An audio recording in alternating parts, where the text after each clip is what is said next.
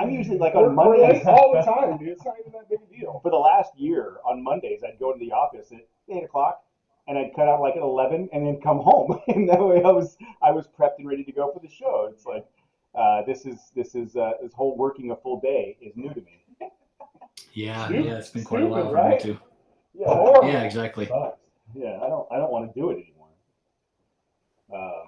All right, chat room. See if we get people logging in just yet. Oh yeah, those Yeah. those 15 loyal fans, you know. Yes. There are like 15. You guys, to be totally honest, your guys' podcast is incredibly jovial. It's very fun. I laugh a lot of the time. So Well, I'm think glad only- because Yeah. I'm glad like I'll listen to the show. I'll listen to the show 3-4 times because I have to edit it, and then I'll listen to it when it comes out, and I still laugh at us. yeah, exactly. Yeah, I'm a loser because I'll know when something funny we say, and I'll start laughing before we even say it. It's funny. When I'm listening back to it. All right. Okay, so we are actually live, and we are actually streaming, and we are actually recording. Cody, volume check. Jose, Check. Matt, Check. Mike. Check. Oh, no, Mike. Oh, you guys can't hear me still? I hear. I hear you. Oh, but you're not coming up. He's on not that. coming up on the. Try it again, Mike. You hear me now? Mm. Nothing. Hold on, we gotta make a. It's on my side. It's a settings thing on my side. Don't worry. About Okay. it. If you're coming into the mixing board, I should be able to hear you. Hold on. There's Gotcha. Okay. Oh, that's what happened right there. Oh, perfect. Whenever I plug in a camera, It defaults to the camera. So let's go again, Mike. Check. Yeah, there you go. We got Okay. smells. All right. Yeah. Perfect. Yeah, I just plugged in the camera, and if I plug in the camera, it'll switch the audio input over to the camera as a default. So, Oh, gotcha. fortunately, the- I've the scrambled quali- enough time. Yeah. Yeah, the quality of you coming into my headset changed a little bit when you changed that setting. Hopefully, better. Yeah, it's definitely clear now. Okay. Clearer. It was clear before too. Okay. All right. I think we should be good. Okay, And last name pronounced Rickard. that is correct. Okay. All right. This is my first big debut on the internet, so I appreciate you guys. There you go. Oh, no worries. We're gonna tell the story. Yeah, be careful out Yeah, there. yeah, You're be gonna start getting a lot of DMs. Oh yeah. Be careful what you wish for. A lot of morons like us out there. And we'll talk about how that whole thing came about. So you guys ready? 3, 2, 1.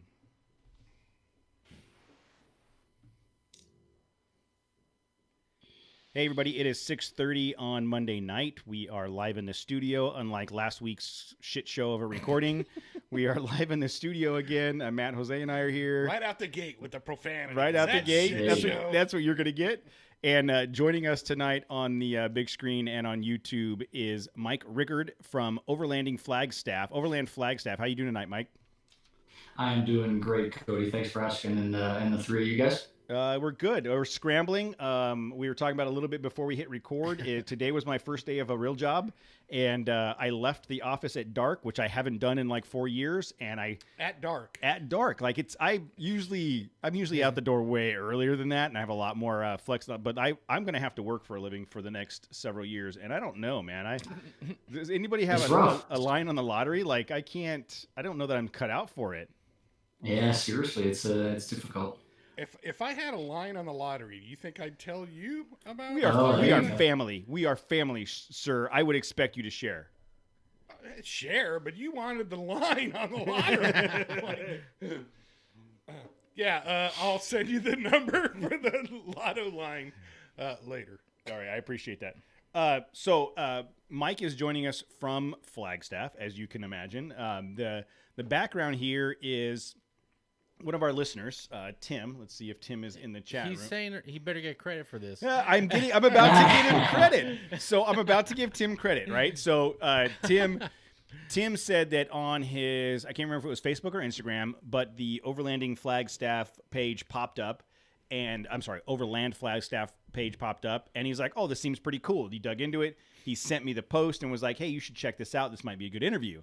And I went, "Cool." And I went over there and I followed Mike, and I think I was like, one of the very early followers. There was, there was I like think 2 you're number posts. 3 or 4. Yeah, there was like 2 posts there, but I read some of the website stuff, and I was intrigued at where it was going.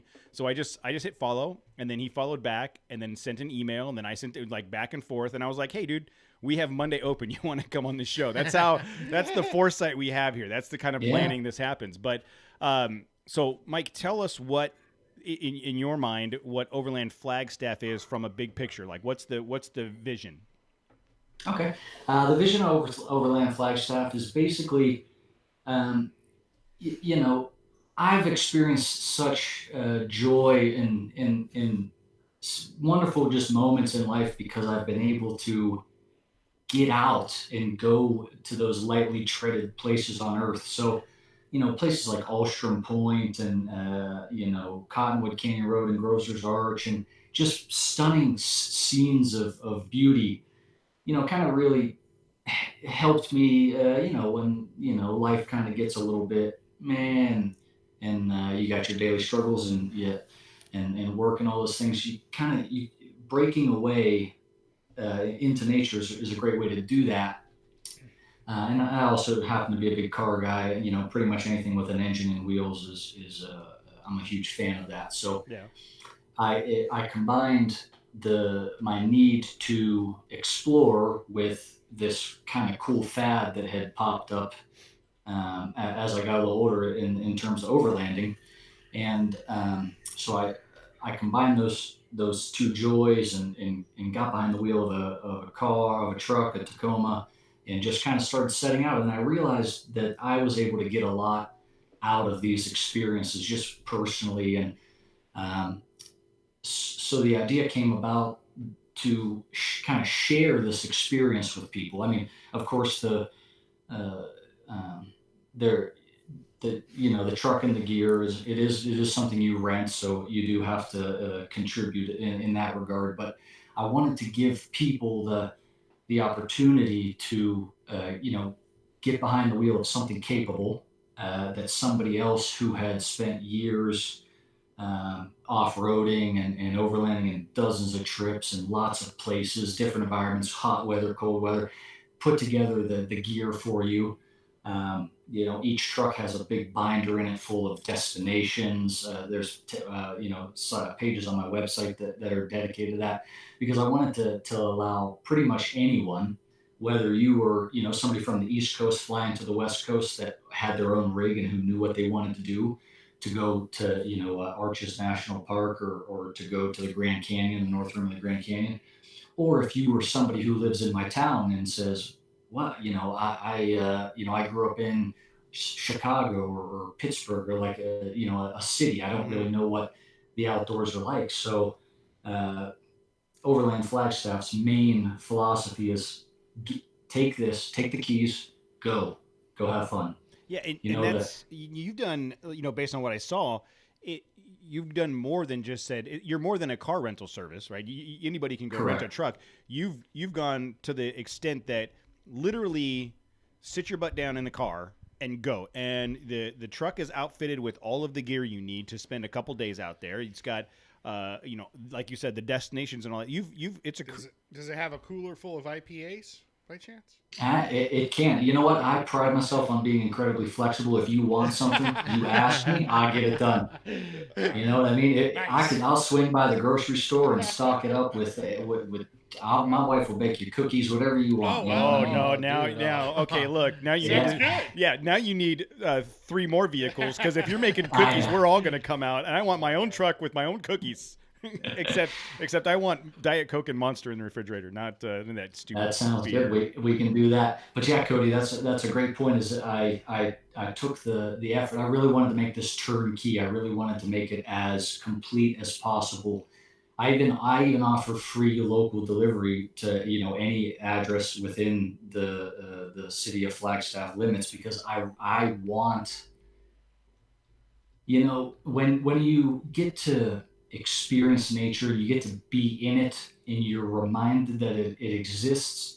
I feel like you get more connected to it, and it becomes more important to you. The fact that there are these beautiful destinations, and there's just open space. There's wild animals. It's when you can actually immerse yourself in that environment. I think it, like I said, it just makes you maybe care about it a little bit more. So if I can share that, that mindset, those opportunities with other people, who may, to get a rig and put a rooftop tent on it and outfit it with sliders and bumpers and tires, that may not be within reach for a lot of people. I mean, a lot of the people that you interview, and I'm sure a lot of people that listen to this podcast, that they're rocking Ford Rangers or Land Cruisers or Nissan Frontiers or Yeah. whatever. Notice what he said first. You notice what he said first. Yeah. He has pity on you. That's why. But Let me so- let me stop you for a sec, Mike, as I think Sure.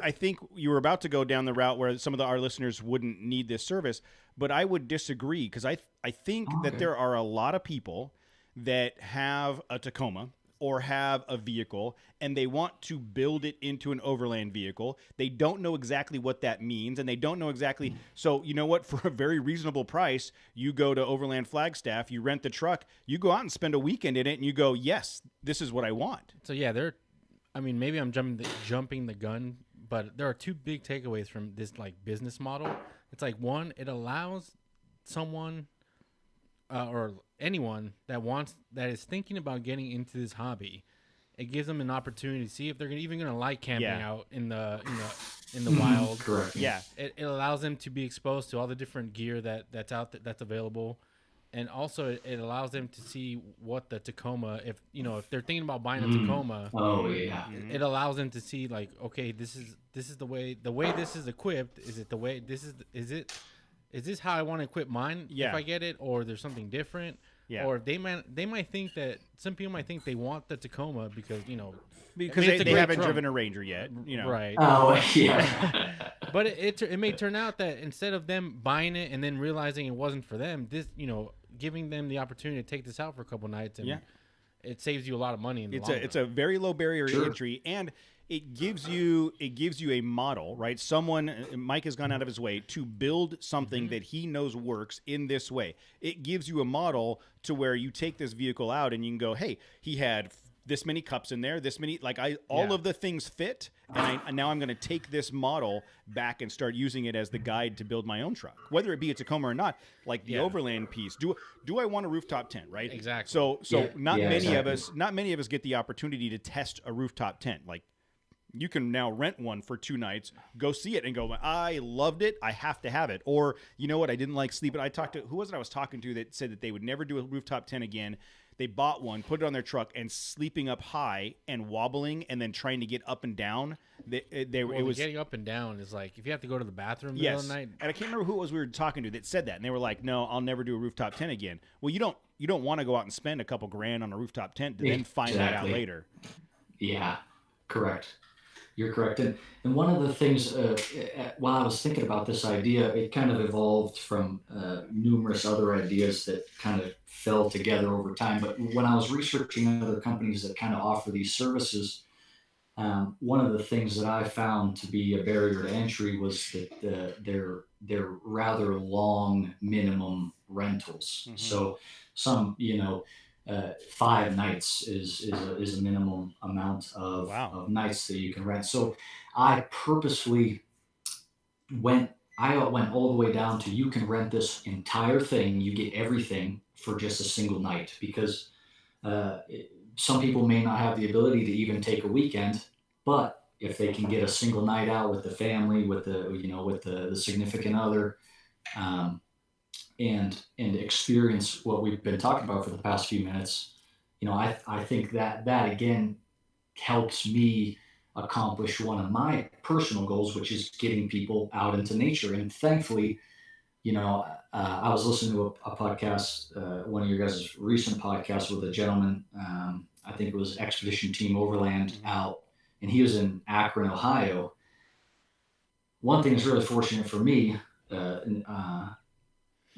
think his name was Rob, correct? Yes. Okay, Yeah, yeah, well, nothing against Rob, but I'm lucky enough to live in Flagstaff, Arizona, where you know I can. Last week, a friend and I we were shooting some footage. He's got a drone and a gimbal and things like that. He's real good at photography, and we on Monday we went down to Sedona, which is about 40 Gorgeous. minutes away, and we did the Yeah. Broken Arrow Trail in the truck, and just crazy, like the best rock crawling trail in Arizona. And then the next day, we went up to this place called SP Crater, which is a different direction from the heart of town, another 40 minutes. We're in a completely different landscape. We're in rolling grassy hills on top of a volcano, just wide open as far as you can see. Then the next day, we go somewhere else. We're in the middle of a deep, dense forest, driving on really tightly packed forest Keep roads. it up. having a I'm good packing time. my bags. You I keep know, going. dude. I'm ready to move, Yeah, man. seriously. And then I think we wrapped it up. Oh yeah, we went to the Mogollon Rim, which again is maybe only 20 minutes outside of town. And we're in the woods, but we're on this beautiful canyon that's just carving through the earth. It's just so. I'm really grateful and appreciative of the fact that I wound up, through a crazy series of events. I wound up in this particular place that is just booming with opportunities for things like this.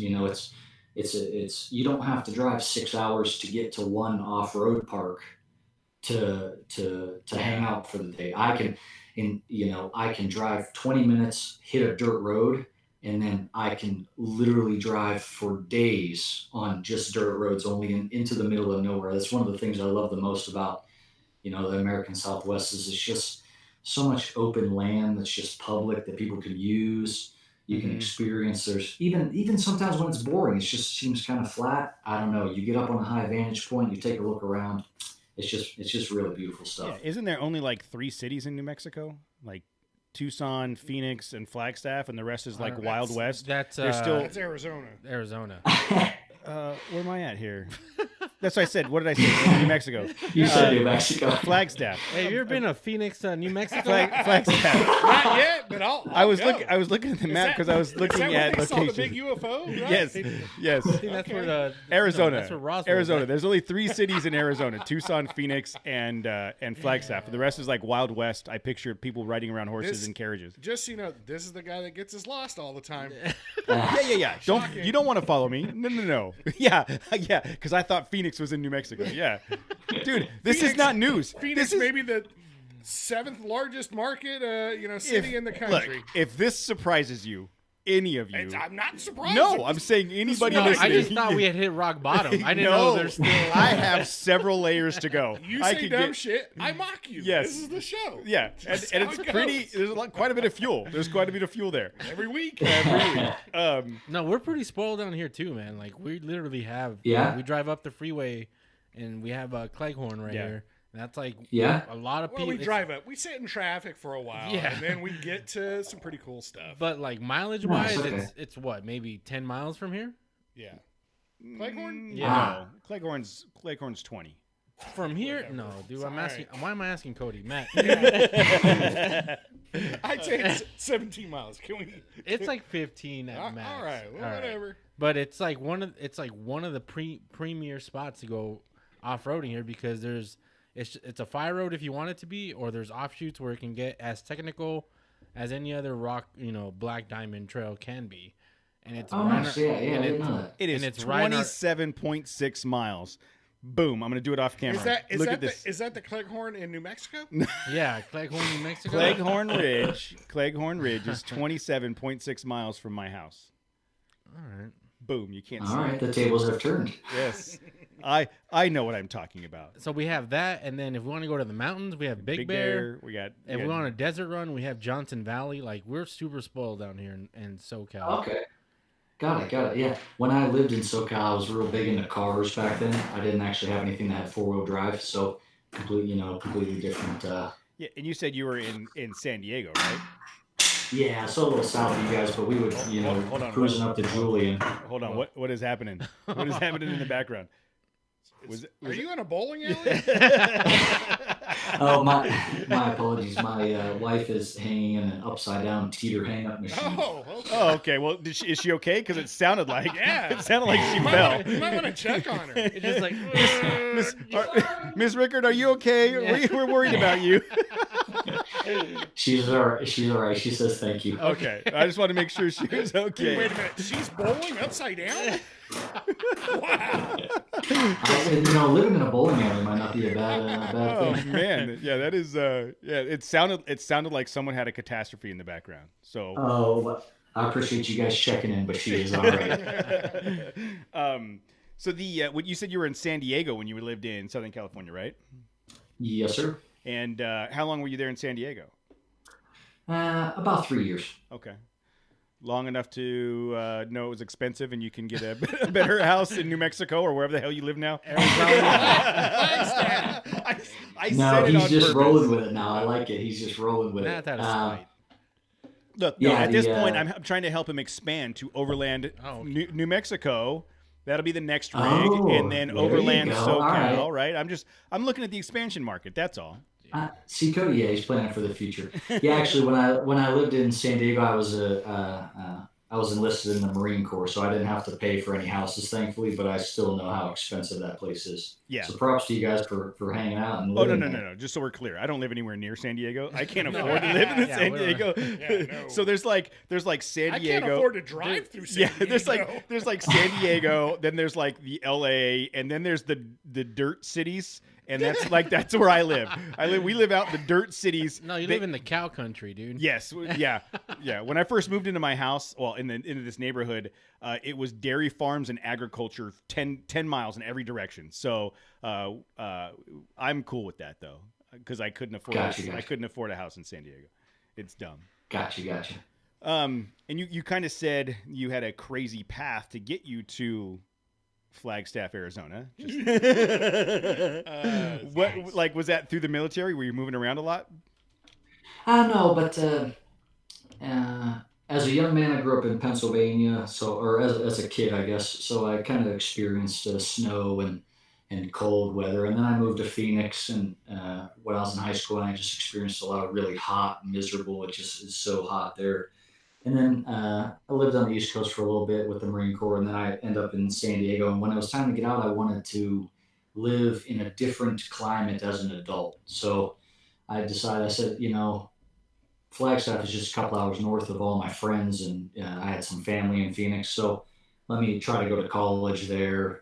I ended up getting accepted, and then I moved up here, and it kind of, the whole, a lot of things shifted because, for example, in San Diego, on a Tuesday night, I could go to a BMW meet in Claremont Mesa, and I could be hanging out with 30 guys that had E30 BMWs, right? And in Phoenix, I could go once every 2 weeks to a meet and hang out with 30 guys that had BMWs. When I came out to Flagstaff, there's never 30 enthusiast cars in the same parking lot. So it kind of really shifted the focus. It forced me to say, I brought a couple, I had a 91 318 IS and I had a 97 M3 that I brought to Flagstaff that were just terrible cars for here. I moved here in December and there was snow on the ground. I remember the guys Yeah, were you plugging in the You needed that 325 IX. There you go. Some guys were plugging the internet into our house. I will never buy a BMW, so I have no idea what those things are. It's the all-wheel drive. Is it? Okay. Yeah, Jose's on it. But anyways, it really, but so I'm big into cars, really mechanical mindset. And when I was really little, my half brother had like a Jimmy, like the GMC one Jimmy. of those Yeah. the GMC Jimmy. And my grandma had some land outside of Pittsburgh, and he would drive it and put it in 4-wheel drive, and it just blew my mind. It was so cool. And life kind of put me in places where 4-wheel drive wasn't really practical. It wasn't, it's always a viable form of transportation, especially with trucks nowadays. But it it wasn't ever really prominent. It wasn't ever front line. It was way more interesting to have cars, I guess. But when I got the flag, it really changed that. So I made the mistake, and some people probably hate on this, but I went through 4 XJs, and they all sucked. Mm, The wait a minute. the fir- No, we need to. I'm not gonna fight you on We, that. yeah, thanks, Matt. I we appreciate need it. to we need to unpack that because Did you make sure to check the oil and stuff on them? Oh, What I I hear, heard you gotta that. check the fluids on a semi-regular basis. look that 4.0 Man. on that XJ will run dry. Oh, that- it was so good.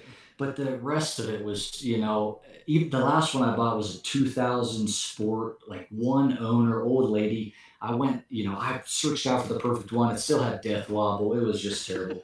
you know what? It's sad That's a though. factory That's a- option. yeah. Yeah, that's a that's a selling point. feature. Low death wobble. Undocumented feature. I own multiple XJs, from '87 all the way through the 2001 or whatever the last year was. Yep. And I really loved the versatility of the XJ, and I loved the vehicle. But yeah, if they weren't taken care of, or as they got older on age, they don't last the way a Land Cruiser does. But They yeah, don't. if you employed Jose's Yes. maintenance If I was schedule, welding where you were replacing welding in new body alternators panels every week. every other month, a new alternator and It's starter every- must be installed. Put in a new motor every 6 months. You're probably good as gold. Yeah. Man, Yeah. You change And- one alternator every 25 years, and But kind of trying to finish that point out is they sucked, but they were so magnificent in a different way. They In like a pathetic they, way. no, they just they it was, I don't know, it maybe it showed me that there was a new thing. The Cherokee brought to my attention that it was possible for me to leave pavement behind and hit the dirt and climb on rocks and drive fast on bumpy roads and park in the middle of fields and try to camp out of it, sleeping in the driver's seat. Man, so now I it- want another XJ. Yeah, oh man, I'll have another one day. But it's that it brought back all those childhood memories of seeing my half brother driving us around in his GMC Jimmy, and that really started this fire inside to go explore the outdoors, and I made the switch to a Toyota Tundra at one point. I needed to tow some things, and the XJ was having some hard time doing that. So I picked up a really old, beat up Tundra. I think Real the only cheap thing for an my guy, XJ is good at pulling is another XJ for spare parts. Like that's Oh, about the there you go. capacity of the XJ. And then I did have two at one time, and I did have to tow one with the other one. That was pretty funny, actually. It wouldn't. I think the transmission gave out or something. Maybe the transfer case, but. Of course. So I wound up in a Tundra, and the Tundra was beat up, but it was just so awesome, and that's when I got my rooftop tent, and I just put it in the. I didn't have a rack or anything. I just clamped it to some 2x4s and clamped them to the side of the truck bed rails, and I just rode that sucker out into the wild, and then eventually transitioned into a third gen Tacoma that I have now, and I got a little more serious. The desire to explore and to, touch on those lightly treaded areas, respectfully, of course, was always there. And now that I'm behind the wheel of something that, is very reliable, it's new, it's comfortable, that kind of really solves all those overland problems for me. Because to me, overlanding is there's a lot of miles involved. There's a lot of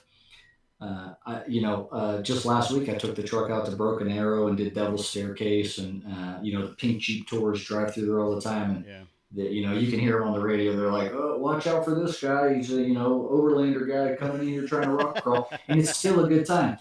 But at the for me, a much larger portion of the equation is getting those miles and really kind of disappearing.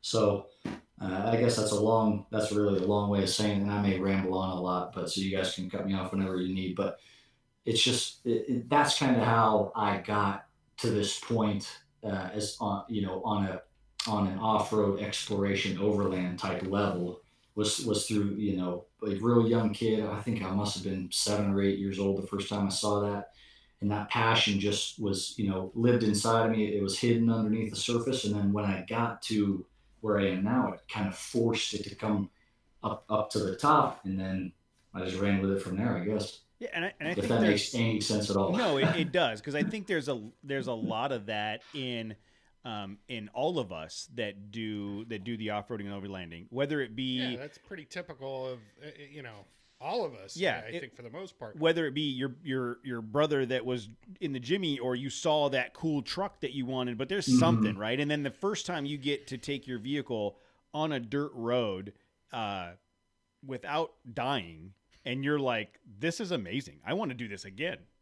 And next thing you know, Oh yeah. you're homeless and broke, and you, Yeah, exactly. you have no weekends left over, and Yeah, not, yeah. yeah, 9 miles per exactly.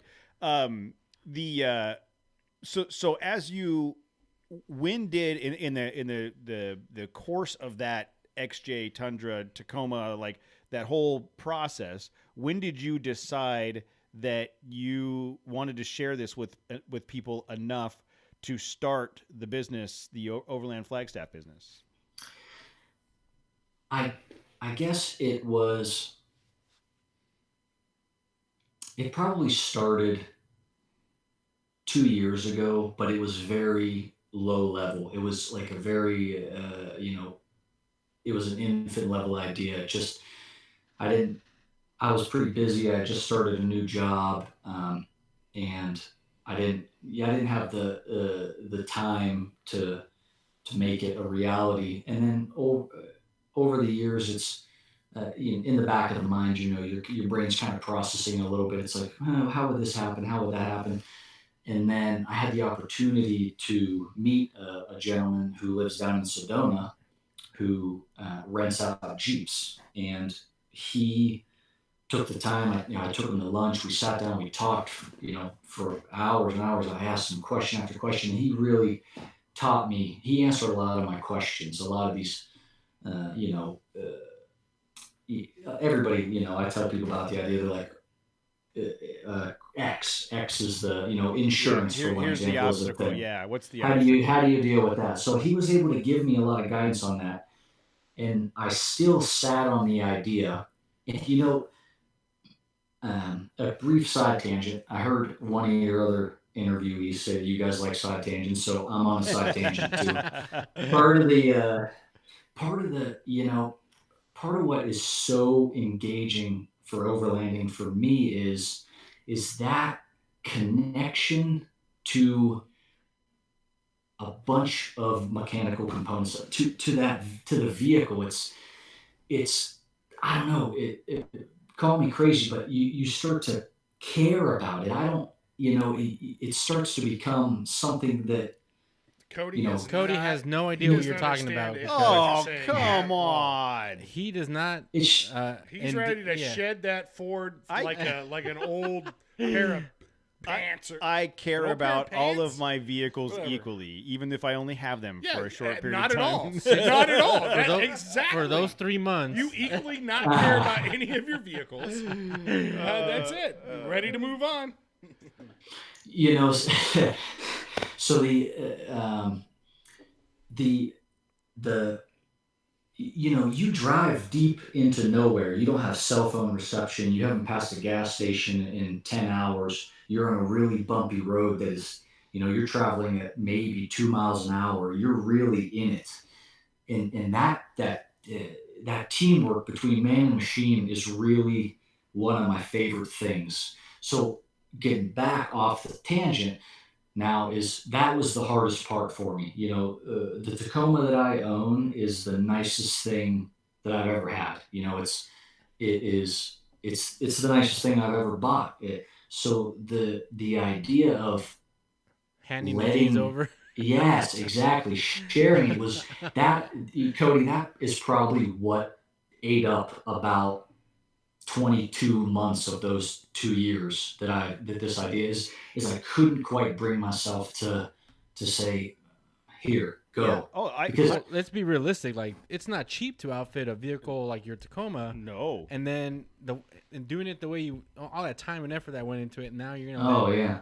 you're gonna let someone that's probably never driven an off road vehicle before, Yeah. or don't is not gonna care for it the way you do. It's like, okay, here they pay the fee and here's the keys. Go do as Yeah. you please. Yeah, exactly. You're right, Jose. And but I put the thing through its paces.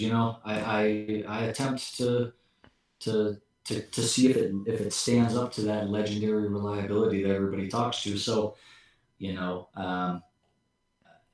they can do it, but so that's really what ate up about most of that time, and then it finally what a bunch of life events kind of came together where life kind of really slowed down, and I'm the kind of person that wants to be engaged on the day to day. So the I think the website launched November 25th. No, the 21st. So 9 days ago, I started putting the business together maybe 21 days before that.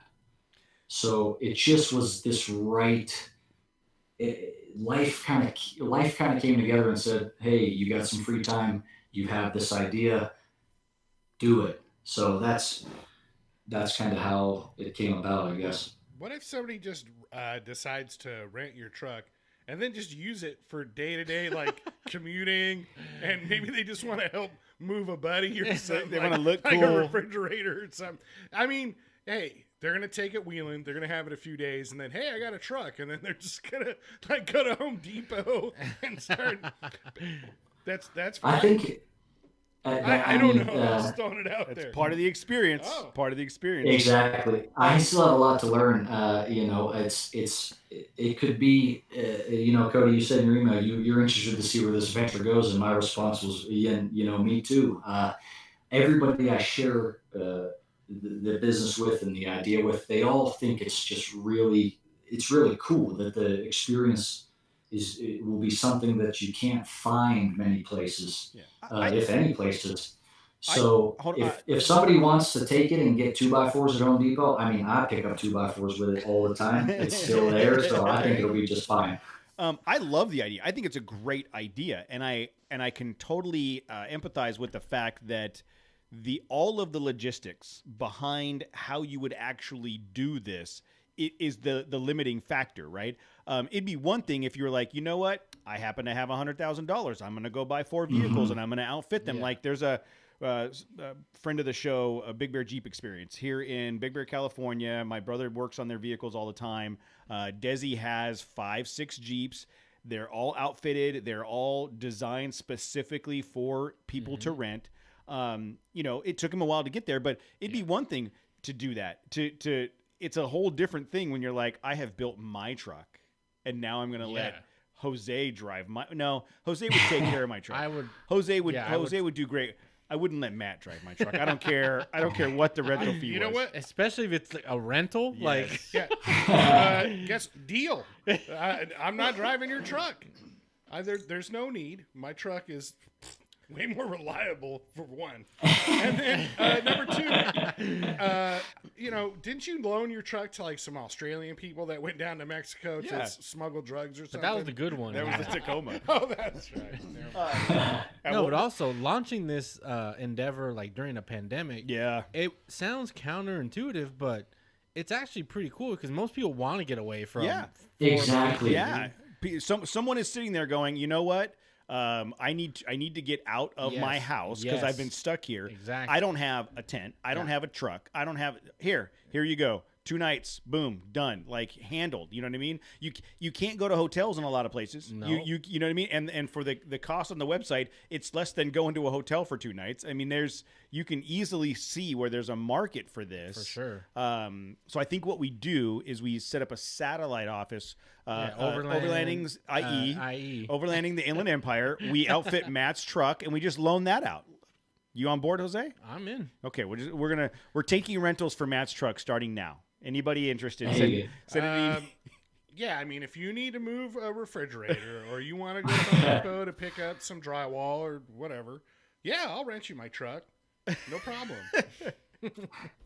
Yeah. It's- The How unfortunate. much could I charge? Yeah, to well, no. drive- Here's the to unfortunate rent part. my truck? They would charge you a cleaning fee. Like they would. Oh, yeah, that's they would That's have to. true. They'd You be know like, what? Just call it even. Yeah. Just bring it back to me cleaner than it is when I gave it to you, and we'll call it even. Good luck with that, though. It's a rough. Woo. Oh, we have to talk about the inside of my truck after your son was in my truck all weekend or all day on Saturday. So going back to your Tacoma, do you feel like it is complete? It's set up and ready to go? Are you still evolving on the gear and the setup? Yeah, that's a great question, Cody. I guess this kind of might tie into what kind of the near future goals are. And the near future goals will be to acquire 2 to 4 more Tacomas and build them pretty similar to the way mine is built now. Because to me, it feels complete for the rental experience I'm trying to offer. To me personally, what I would love to do is have other Tacomas that are out, people are using them, and then I can take my time and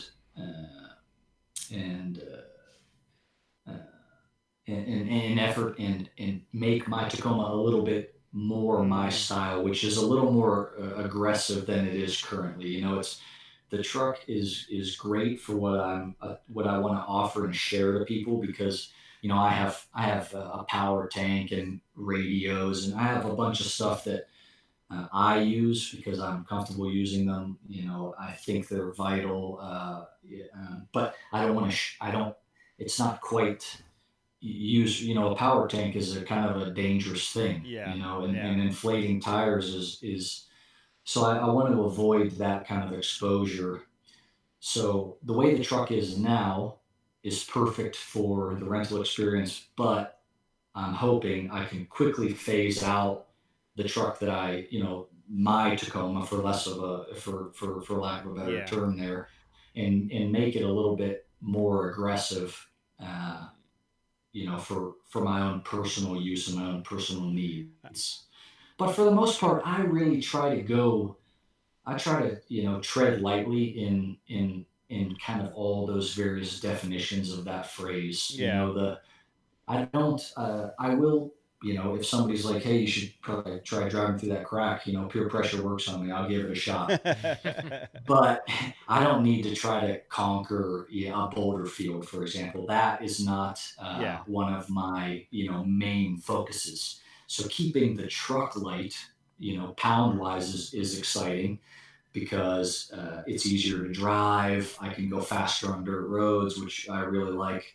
And then as far as getting to camp and then getting to enjoying where I'm at is also important. So I don't want to be bogged down with, while there are incredibly cool things on the market that, I would love to have, there's also a part of me that says, hey, you have part of camping and overlanding for me is understanding and appreciating how awesome a house is, right? It's just warm inside. You have a toilet that flushes, you have a sink with tons of water in it. So when I go camping, I personally enjoy going a little lighter, being, I don't have all the kit, but I sleep comfortably, I eat good food, and I have a good time. Yeah, I think so. I have an idea here. we know that Tim isn't going to have a vehicle ready for the Parker trip. Yeah, I mean, Tim, if you're should listening, everyone pitch in? And, I think everybody needs to pitch in and rent Mike's the overlay. truck. Yeah, rent Mike's truck for the Parker trip coming up. So you may get a customer that bites on that. There you go. But it's, next week. dude, I'm never gonna be ready. I don't want to talk about it yet. All right. So the idea of, well, and we will throw this out there. You can get a Nissan Frontier for a fraction of the price of a Tacoma, and Matt will guarantee you that it'll keep up anywhere it needs to go. Keep up. It'll lead. It'll take the lead on any Tacoma. Stop it. No, but in all honesty, let's talk about that for a second. The only argument I would make against that, because I think the Frontier would be a great platform to build this type of a business on, with the exception of the aftermarket support piece. Like he's trying to buy something and outfit it. Yeah. You know what I mean? That would be the only. There's aftermarket support, but it's just very limited. It's limited. Yeah. Yeah, Very like limited. the Tacoma, Yeah, you'll be able So to get anything. probably the money that you'd save on obtaining the vehicle, Yeah, you're going that's to a pay a good little point. more to outfit it. because Yeah. there's not a large market, there's not a lot of Yeah. competition. Yeah, the Tacomas are so popular. Yeah, they're Propaganda. it's Propaganda Oh, put yeah. out there Oh, that's what it by, is. by the man. by the deep state is trying to make you buy That's Toyotas right. because they're It's conspiracy against Nissan. Against Ford Rangers. Against Mike Nissan. Yeah. Bob Oh Dotson. my! I laughed. I said. So sorry, Mike. I was doing some research on something, and you had to enter your information, and I hate doing that. Like I want to enter my information and see where it goes before I give him my real information. So I literally typed in Bob Dotson at hotmail.com.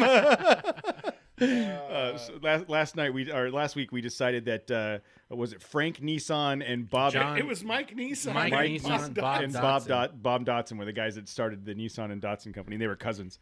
I don't know how we still have a show. I don't even know why people listen to this. So the expansion of the fleet. I mean, I'm sure that's going to be.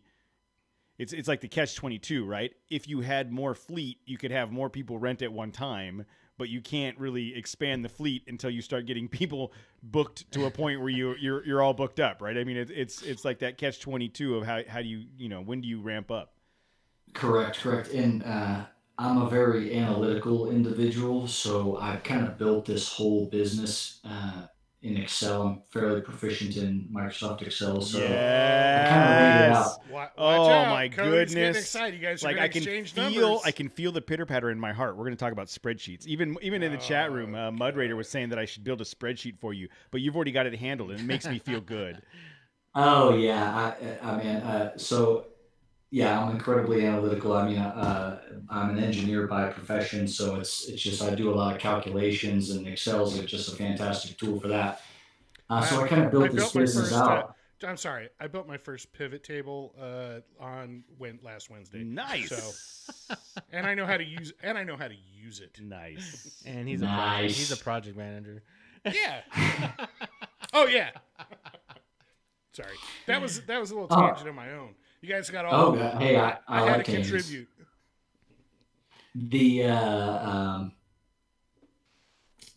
But yeah, so I built it in Excel, and I can kind of see when certain things happen.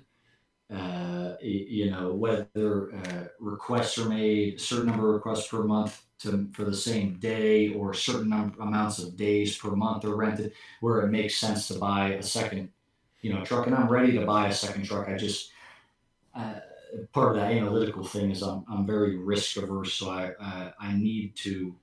I kind of want to see how it's going, Yeah. and it feels, yeah. So You but want to you're have right, a it you will- want it to have will a be interesting. you want to have a backlog of business before you make an investment in for future business that you don't have yet. I mean that makes perfect Yeah, sense. correct. I mean, my wife's very understanding, but having four Tacomas sitting in our driveway probably wouldn't go over too well, I I'll be can't like, plan that's for my it. Tuesday. That's my Tuesday one. Yeah. I'll be like, sweetheart, it's all gonna work out. Just believe me. Just believe me. Trust me. I have to have that conversation with my wife once a year when I buy a new vehicle. But you just There you go. got that vehicle. I Yeah, know, but but, they you have know, a new one It's out. all dirty now. And the oil Yeah, changes yeah. due. That Oil stupid- changes due. The oil change light won't go away. There are so many cars out there that I can't fault anybody who wants to try them all. You know, that's one of my main gripes with automobile magazines. It's like, man, how Yeah. you're inundating me with so many options Yeah. that I can't reach. They're not possible. It's not attainable for somebody, you Yeah. know, And like I me. think, It's like, and I think, like, you know, my perspective on it is the vehicle is an investment. You buy it, you're going to use it. You're never going to get your money out of it. So you have to hope that the amount of money you've spent between the time you bought it and the time you get rid of it, it was worthwhile, right? And for me, every time I take the truck out, it's worthwhile to me. correct. And Yep, if yep. you know, you don't, it's not, you know, a vehicle isn't a marriage. You're not stuck in it forever or Yep. 11 years and then you realize you want out, and then you. And then, but you can move on quickly. That's a pretty accurate, like 11, huh? Yeah. That's odd strangely number. accurate, or whatever they say on Reddit. Pretty Yeah. sure. But my Strangely point specific. my I would point guess. is There you so go. There you Someone's go. still holding a grudge. Yeah. so I had at one point I had a Dodge quad cab, a Dodge Ram 4x4. It was like the truck. My wife and I decided it was going to be the truck forever, and I loved it. And it got to a point where it didn't make sense for me to have it, and I told Tammy, I'm like, let's trade it in, and she's like, you can't get rid of that truck. It's the truck, and I'm like, yeah, but it's just a truck. I will get another the truck at some point, Yeah. and I've had a couple since then. And it just, Yeah. you know, We just said this earlier. You don't care. Like, there's no, like, attachment or I nothing. do It's like, care. this is the truck until there's another Yeah, the no, truck. I care Until while there's I have another. it, and until the then new the truck comes. Yeah. so yeah, Bronco. What would you stick with the Tacoma? Like, would you, if you're gonna build another vehicle, would it be a Tacoma, or are you gonna get something better? Nice. No, part of I want the business to be efficient and streamlined, so I want everything to be the same. You know, every truck will have exactly the same set of wheels. gear with it. Maintenance They'll have wise, the same tires. Yeah. maintenance Everything wise, will be the same. And It'd it be make- smart to keep. maintenance and redundancy, right? Yeah. If you can swap parts off of one Exactly. onto the other, I mean that makes perfect Yeah. sense. And you know, Yeah. in all honesty, I mean, building this type of a business on that type of a vehicle is a great decision. With that being said, we mentioned the strength or the great idea is like, well, what is it like driving with a camper shell or you know your rooftop tent? Well, what is it like? I drove the Tacoma last time. I want to try the Frontier this time. And you know, There you right? go. You can Well, see that's it when I like, give a Matt's number. yeah.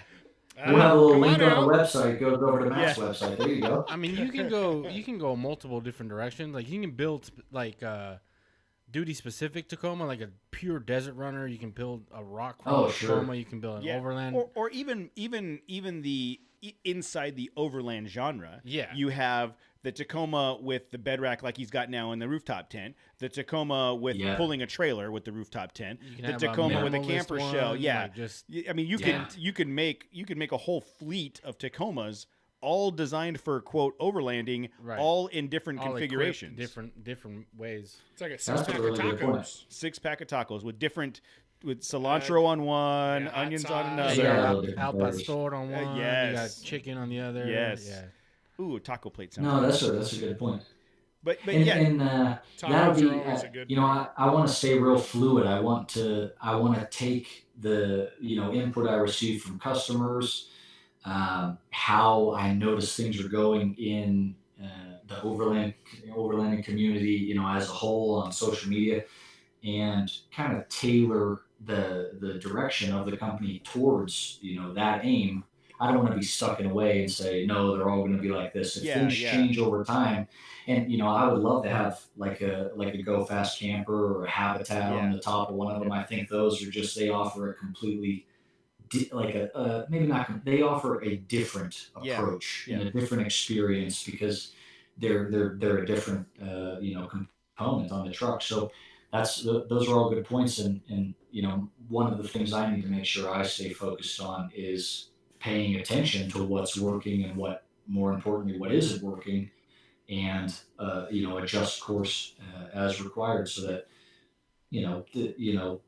I can provide. One of my main things is I want to just give superior quality service. The truck is going to be clean every time. If you call me and you have no idea what you want to do, I want to, and it's the thousandth person I've talked to, I want to give you that same enthusiasm on the telephone and say, what kind of things do you guys like? What do you like to do? Oh, you're bikers? Okay, excellent. I got this, Yeah. this, and this. Well, I was going to You know, say and- that sorry to cut you off, but another No. component that you could consider is you rattled off 4 or 5 different specific locations in the Flagstaff area. You could even go so far as to, as you build out your fleet, this one truck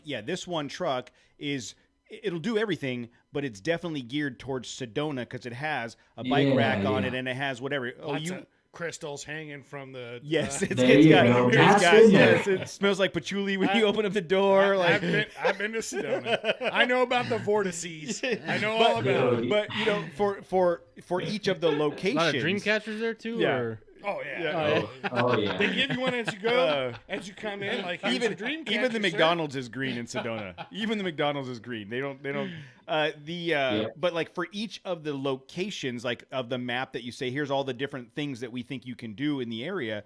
You could even tailor each of the vehicles. Like, hey, if you're going out into the forest, you're going to need the warmer tent with the warmer sleeping bags. You know what I mean? Like, you can go so many different. You can Yeah. go seasonal. You can go difficulty level. yeah. I mean, there's so Oh, many there different you go. ways you can outfit a truck, man. Okay, so we need an investor. We need to find an. I'm taking I'm notes. sure one of the 12 people that listen to the show has a lot of money. They don't know what to do with. Yeah. You reach Yeah, out there to you go. me. Build I'll, out a fleet. I'll give you Mike's contact info, and you can help him build out a fleet of like 5 to 7. 5 would be. Yeah. That's exactly the right number, 5 to 7. Yeah. That's where I see it Look going.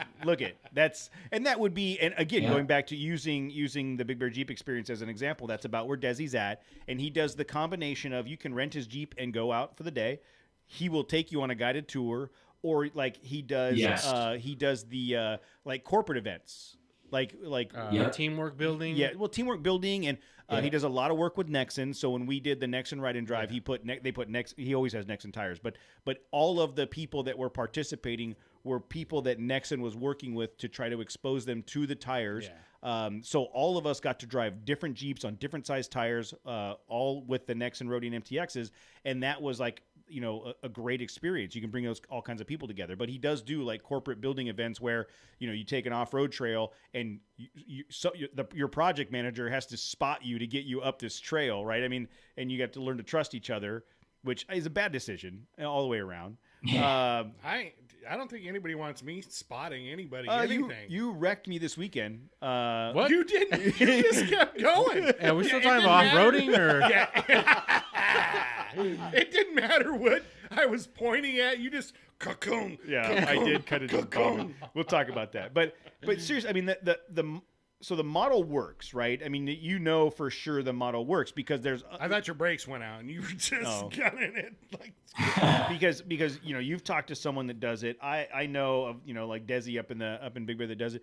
The model work. Pink Jeep tours you talked about earlier in Sedona. The model works, and I think the difference, the advantage that you have is that you've built this vehicle for overlanding based on your experience and your personal use case. Like, I want to go Yeah. overlanding. This works, and you've given someone the opportunity to experience that.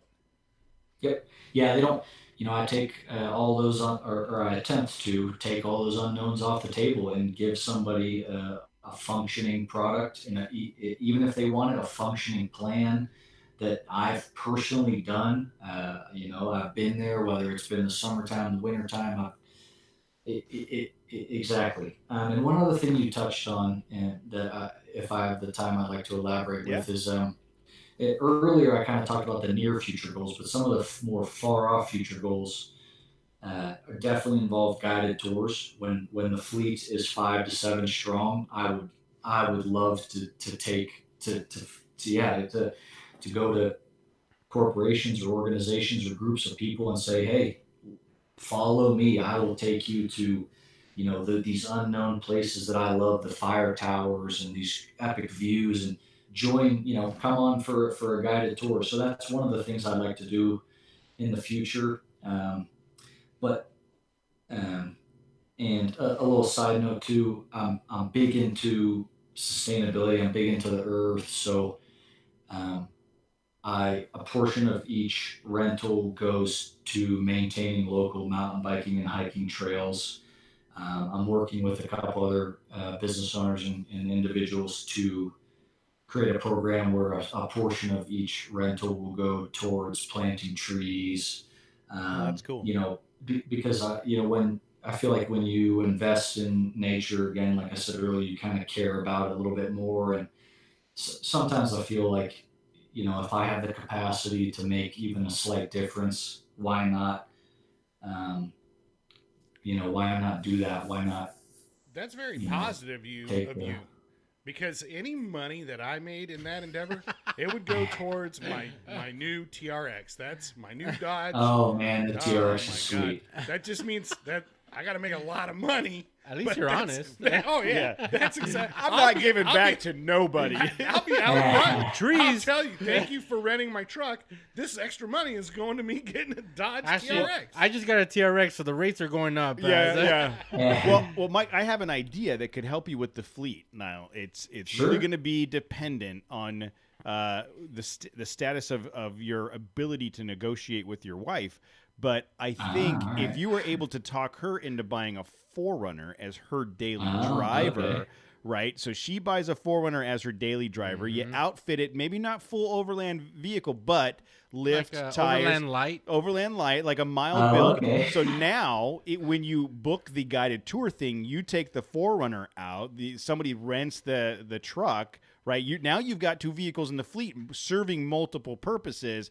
I mean, don't tell her I mentioned it. Don't say I don't want it to get in trouble for it. But that's the route. That's the right. You got to convince her to. Unless you have a horrible reputation with your wife, then say, "Hey, Yeah, Cody, Cody has came up with a good idea." Exactly. Whatever works to get the Look, 4Runner. I can't convince However- my wife to buy a 4Runner. What makes you then- think I can convince his? Right, but she doesn't know you like his true. wife. I got so, much- you know, much you could better say chance. His last name is Rockefeller. Cody Rockefeller says we should get a 4Runner. That's all. I'm just saying. And Tammy almost bought when we were looking for her car, she almost chose the 4Runner, and I was excited about it and scared at the same time. You showed your tail, dude. Yeah, I was you were like, too "Ooh." excited about it. Yeah, I know. Yeah. But I mean That's a good idea. yeah. I think she's already on board with the 4Runner. She drives a Subaru now, but one day we'll upgrade her to the 4Runner for sure. Use the Subaru for the guided tour and film that stuff. I want to see that. Like we I was just saying this weekend, we need to find a friend that has a Subaru that they can run with us. Just because I want to see one of those in action. So unfortunately, we got to head out to Flagstaff. I guess.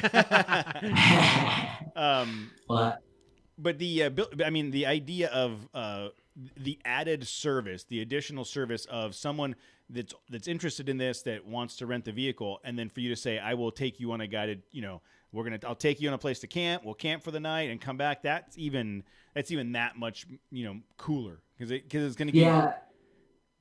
Yeah, exactly. I want to give people to be as free as they want to be. If you really are the type of person that would like to be guided, I want to offer that service. Or if you're the type of person that says, "Oh no, thanks, I understand what I'm doing. I'll take the keys. Just I'll give see me you the in keys, 4 Holmes. days." Just give me the Yeah, keys, exactly. Holmes. I know what I'm doing. Hey, Michael, what does the rental process look like? So, can you just walk us? Oh, through that's it? a really good question. Sure. It usually starts with somebody going to the website. They'll book the truck for 2 or 3 nights through the booking software right there on the website. If they have any questions, some people have called already and had some questions about, hey, where should we go? We've never done this before. How many we want to get it for a night. Is that okay? Things like that. They'll ask questions. You'll book the truck. You'll pick your date. You'll book it on the website. You'll get an email. I'll personally reach out to you saying thanks. Where It's where do you available. want the? By the way, it's available December 10th through the 13th. Just saying. It is. Just saying. Unless you guys have a spot opening up, then I'm coming down myself. You know what Yeah, I mean? we'll have that conversation because there's a couple people that have reached out for additional spots, and we got sponsors we're trying to get responses from, so we'll talk about that after the recording. Sure. To finish up there for you, Jose, I'll reach out to you. I'll say, where do you want the truck delivered? Because that's one of the added bonuses I see is I'll bring it right to you. I want this to be as easy as possible. Yeah. I'll bring it to your house. So we'll figure that out. When I get there, the day that you want it, and you can pick whatever time you want it, as well as, between 8 and 5. I'll bring it to your house. We do about a 30 to 35 minute walk around to the truck. I say, okay, this is how cruise control works. This is the 4-wheel drive lever, neutral. I'll figure out. I'll say, somebody might say, oh, hey, I already have a 3rd gen Tacoma. It just doesn't have all this stuff on it, so I already know how this thing works. Okay, so then I'll go around. I open the tent for them. I'll show them where the gear is, how to use the Coleman stove. I kind of give them a walkthrough of how everything that comes with the truck functions. Then I kind of wrap it up by busting out the vehicle binder and saying, hey, if you have any questions, if you forget anything that I told you, this binder is full of information that tells you how to open the tent, how should you drive on a dirt road, where's the best place to park if it's windy at night, what can I do to get good sleep, things like. So the binders, and I just say it's right here behind the passenger seat. Yeah. And then I was gonna ask about I that. give them the keys. If you had a binder with like how to use all the Yep. equipment, Yeah. and what Yep. and what Yep. what ifs if Well, A, B, or C happens. I just thought of an idea. Another safety feature that you could offer is throw in like one of those satellite phone, like like an inReach. Yeah, I yes, do like, actually. oh, do you? I actually do have an inReach. Yep, Oh, it is. there you I want either if you rent it for 30 days or for 1 day. I want you to be safe. So I put a Garmin inReach in the truck for you. You Nice. know it's activated. It'll get you. You can contact me. One of the numbers in there is me, of course, because if you're lost, I want to be able to come get you. In the Subaru. See, Yeah. I wouldn't want to know any of that crap. I'd be like, look, here's the keys. Don't call me. Just bring the truck back. Hey, real Just try quick and bring though, the Nah. we're recording this as of Cyber Monday. They're on sale right now. I think they're like $100 off on Amazon. Really? Yeah, if you guys need an inReach. There's a lot of stuff that's. Forerunners? Oh, No, awesome. the little The the Gar- Forerunners yeah, are $100 Forerunner- off. Oh, okay, good to know.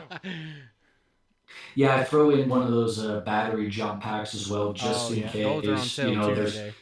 I really want to, I would hate for somebody to miss out on a lifetime of adventures of exploring the world, all because the first time they It was a went out bad one. in one of my trucks, Yeah. the battery died and it just ruined their trip. You know Well, what I I'll mean? tell you right now, his rental vehicle is 100 times better off than my personal, like, take it out and wheel It's vehicle. way better than it's, mine, it's dude. all equipped and dialed in, and like now I just want to. I just wish it was here so I didn't have to go to New Mexico to get it.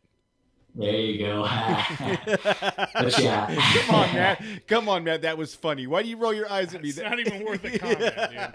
You can only go to that well so many times. It took you a That second to is a figure good it out. But yeah, it's all I wanted. I want to give people that superior quality service is really, is top of my line. Is top of my list. The truck will be good. The gear is good. But I feel like overlanding, like I said in the email, that one of the first ones is, overlanding is a community of people that are when I'm rolling through a small town and I pull up to a gas station and I'm filling up my truck and somebody invariably every time somebody walks over, whoa, what's going on? They either know about overlanding, oh, Yeah. cool, it's, rooftop tank, so where are you guys headed? Or they're totally curious about it. What is this? Where are you guys going? This is a thing? Wow. Mhm. So it's a community of folks that I want to be a part of, and I want to, try my best at it, I guess. Uh, hey, So yeah, yeah, a quick question. So I was looking at the map to see how long it would take me to get to Flagstaff to pick your yeah. truck up, and it's like 7 hours from here. And I noticed that to get there, you have to drive by Seligman. Have you ever been to Seligman, Arizona? Oh yeah, yeah. I think it's pronounced Seligman, but it's just west on the 40. Yeah. So It's not, yeah. I have a friend that owns land out there, and he's Oh, like nice. he's like, you should come out and just have an event and camp on my land. They've Wait, got wait, wait. This is the Nice. first we're hearing of this. Why wouldn't you bring that? Because, Bring that up because sooner. Seligman, Arizona, isn't like top of mind. But he owns land out there, and he's got Nice. I think he's got like a makeshift hut type thing. But he was like, he said there's What? he uses it for hunting. It's like a hunting A place. makeshift A hut. makeshift? I don't hut? know. Like he's got Is a that shipping like a shipping grocery bag or something? a shipping Like- container with a toilet in it. I don't know the details. All right, look, I'll get the details. But- Bro, like this is big time news. but like, it's 6 hours away. But he was saying like from his land, he said you can go out there and wheel for days. He said there's all kinds of wheeling Oh out there. yeah. So Oh, yeah. I think next year's one of next year's expeditions I might think be so. Seligman. Seligman. Seligman, and we'll coordinate with Overland Flagstaff to set up a run out in Seligman, whatever that is, In Arizona. Yeah, it's in Yeah. between Crookton and Yampai, Yampai. Yampai, is that how you say that? I actually don't know. I'm not familiar with that one. Yeah, that's the city. So, but yeah, look, I think this is I think it's a great idea. I think it sounds like Appreciate that. everything we've talked about. It sounds like you've already thought about it, like you've already done your due diligence. You've tested it. Yeah. You've got it all dialed in to the point where it's not like renting someone my truck, where they'd be hosed if they ran into a problem. You're like, I don't know. you Yeah, figure it out. exactly. Go ahead, Matt. I don't even know where to start. Yeah. Like, hopefully it starts. Hopefully it doesn't overheat on you. Hopefully There you go. it's not already busted. Let's not talk about the glass. Oh yeah, Like, we well go on it's and gotten on about worse. glass. It has gotten worse. We'll have more conversations about my It's that- glass here It's in a minute. that built Ford Tough glass. Yes, it's man. Ford Tough Glass. But again, I think it's a great opportunity for either someone that is new to the idea of camping and overlanding, or someone has already got the bug and they want to test out a rig Yeah. that can. Just total. How close are you to an airport? The Flagstaff Airport is probably 7 miles from my house. So someone could feasibly Oh, yeah. fly into the airport. You could pick them up at the airport, and Yep. they could take off from there. I mean, Yeah, someone. I do.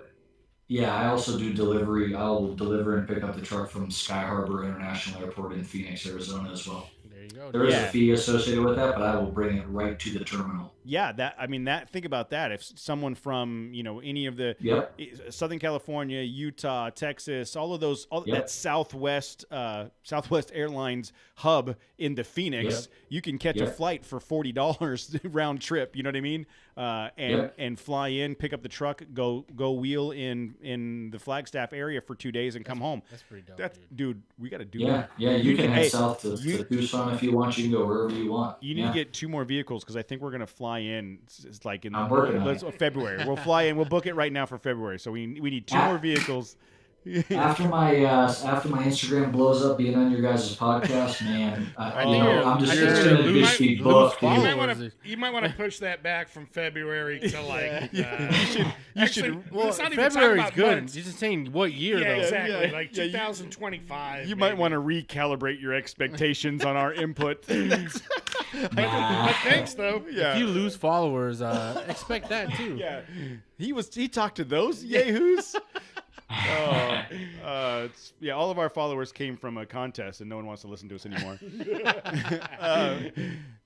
But seriously, this is a great idea, man, and Thank you. I Thank think you.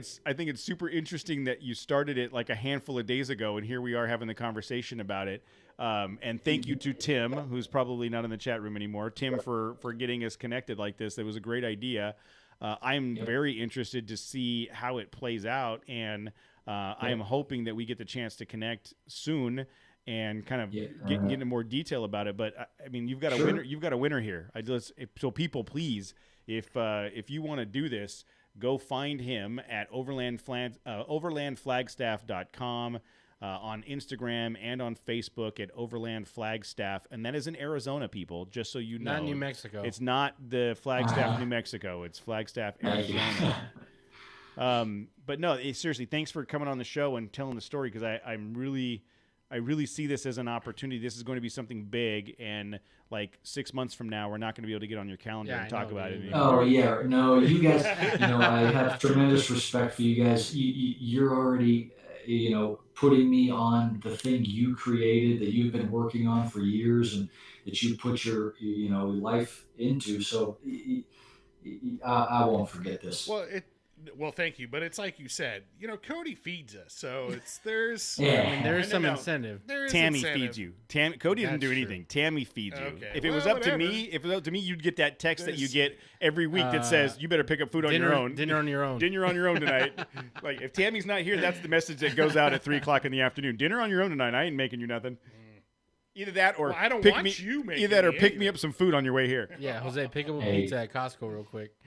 It's been a while since you've done that. No, man, this is good times, and I feel like I really hope that this grows quickly for you, and you find yourself in the fortunate/unfortunate position where you're trying to ramp up fast enough to keep up with demand. I think that would be an awesome story to hear, and we'll talk about it again 6 months from now. We'll have another conversation about how well it's doing. Fantastic. And, All right, fantastic. I'm looking forward to it. So, anything else that you want to any place else people should go other than the Instagram, Facebook, and website, or anything else you want to depart with? No, you guys, yes, you wrapped it up just fine, and I just want to finish up by saying thank you again for bringing me onto this thing that you created, and I really appreciate the exposure, and I hope that the Parker trip works out and I'm able to tag along, because I would really like to meet you guys in person. And yeah, thank you. Awesome, man. Thank you so much for joining. You have a great night. All right, 117. All right, yeah, that was a great conversation, man. I really am Awesome. genuinely excited about what you're doing, and I hope it does play out. Thanks, Cody. So going back to Parker, so I have there was a waiting list, and then I had you and one other person reach out and ask if there was any way to get in. Since you were the first one to ask, we did have a cancellation. Mike Lopez, Mike Thomas, Scrambler Mike. Oh. He's not able to make it. So He was last winter, right? yeah, he In came. Anza-Borrego? He came last winter. Yeah. So he said I can't make it, but I still want my shirt. So his shirt is on order. So as far as I'm concerned, that's the first open spot, and if you are still available, I can send you the details. Oh, yes. Okay. Please do. Yeah. Well, this I guess was- Tim's yeah. not coming since his truck is. Well, in that's the partially why I kept throwing it out there. But you have to bring Tim No. with you. That's partially why I kept throwing it out there, because I wanted Tim to go look at the website to see if it was available and have him show that it's not available now. It's booked. That's So hilarious, dude. so he can't. So one of our listeners, like Tim, that actually one that told me about you, he's planning on coming on the trip, but he's his had Jeep is Jeep broken. Jeep troubles. Typical Jeep owner Yeah, problems. yeah, It doesn't run. He doesn't run, so so we've been giving him a hard time about him showing up in the minivan. So He's welcome to tag along with me. you don't know him very well. You don't know him very. I wouldn't do Okay. that. I was just joking. I still think it's a challenge to see if he's going to make it, and how bad he's going Okay. to pick on me when he gets there. Yeah, there's an ongoing bet Yeah. to see if he's going to show up. Yeah. Or But All so right. so here's what we'll do. I will like I said, because you were the first one to ask before the other guy, that cancellation I'll give to you. And Awesome. I'll send you the details. We do have Perfect. we still have a couple of the vendors that we had some spots open for that we still haven't gotten confirmation on. So that may open up a last minute spot. I'm going to try again tomorrow to get confirmation on that for the other guy that asked about it. But we're down to the point where it's like It's like if you If- show up if you're gonna be there. Yeah, and- if we're down to the point where like if someone can't go, then and someone's ready to go right away, maybe. But we're we're gonna have to play that out. So I will send you the details. Cool. The long and short of it is, some of us are going to be out there around 2:00 on Thursday, and we're staying till Sunday. So it's right outside of Perfect. Parker. I'll send you the details. Cool. And then, like I said before, I will get this edited and put together and sent out to you, or I'll send you out the notification Wednesday night when it gets posted, and then it'll be available for Nice. download first thing Thursday. Awesome. Yeah, I found your guys' podcast on Spotify, and yeah, I've listened to a lot of them, and it's kind of cool that I will be somebody will be able to listen to me on Spotify ramble on. You know what I mean? Yeah. We Yeah. every week we have the same conversation. My wife, our wives, can't believe someone actually listens to us, and they do it, and they do it every week. And there's no proof. Man, like I said earlier, you guys are funny. I don't know about that. We just make fun of each other. I think we're good at that. Yeah, we're good at ripping on each other, and everybody likes that part. Just wait till the campfire time. Yeah. Oh yeah. All right. You gotta be prepared for that. All right, cool. I will send you the details, and we'll go Cool. from there, and then we'll see you in Parker in a couple weeks. That sounds good, Cody. Matt, Jose, thank you very much for your time. Awesome, thanks man. for coming on, man. Have a great night. Yeah, of course, you too. Bye-bye. Bye. All right. Do you guys need a break, or you want to just keep rolling? Just keep the show going, dude. All right. Keep on trucking. Keep on trucking. 3, 2, 1.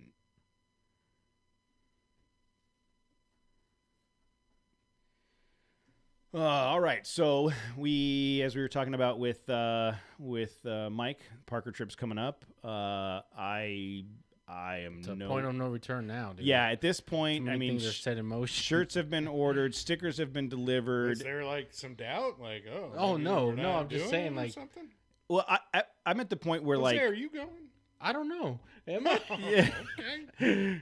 I have not started any form of preparation, and I'm not going to be able to do much this weekend, and so I may ask that you guys like buy me food and just like. I had started preparing. I had tried to start preparing for the trip, but like I said before, Land Cruiser ownership sucks when you got to buy parts because there are still some parts I ordered like 4 weeks ago that are in limbo, dude. The truck still runs. It runs, but it's not. There's a couple things that I need to fix on it.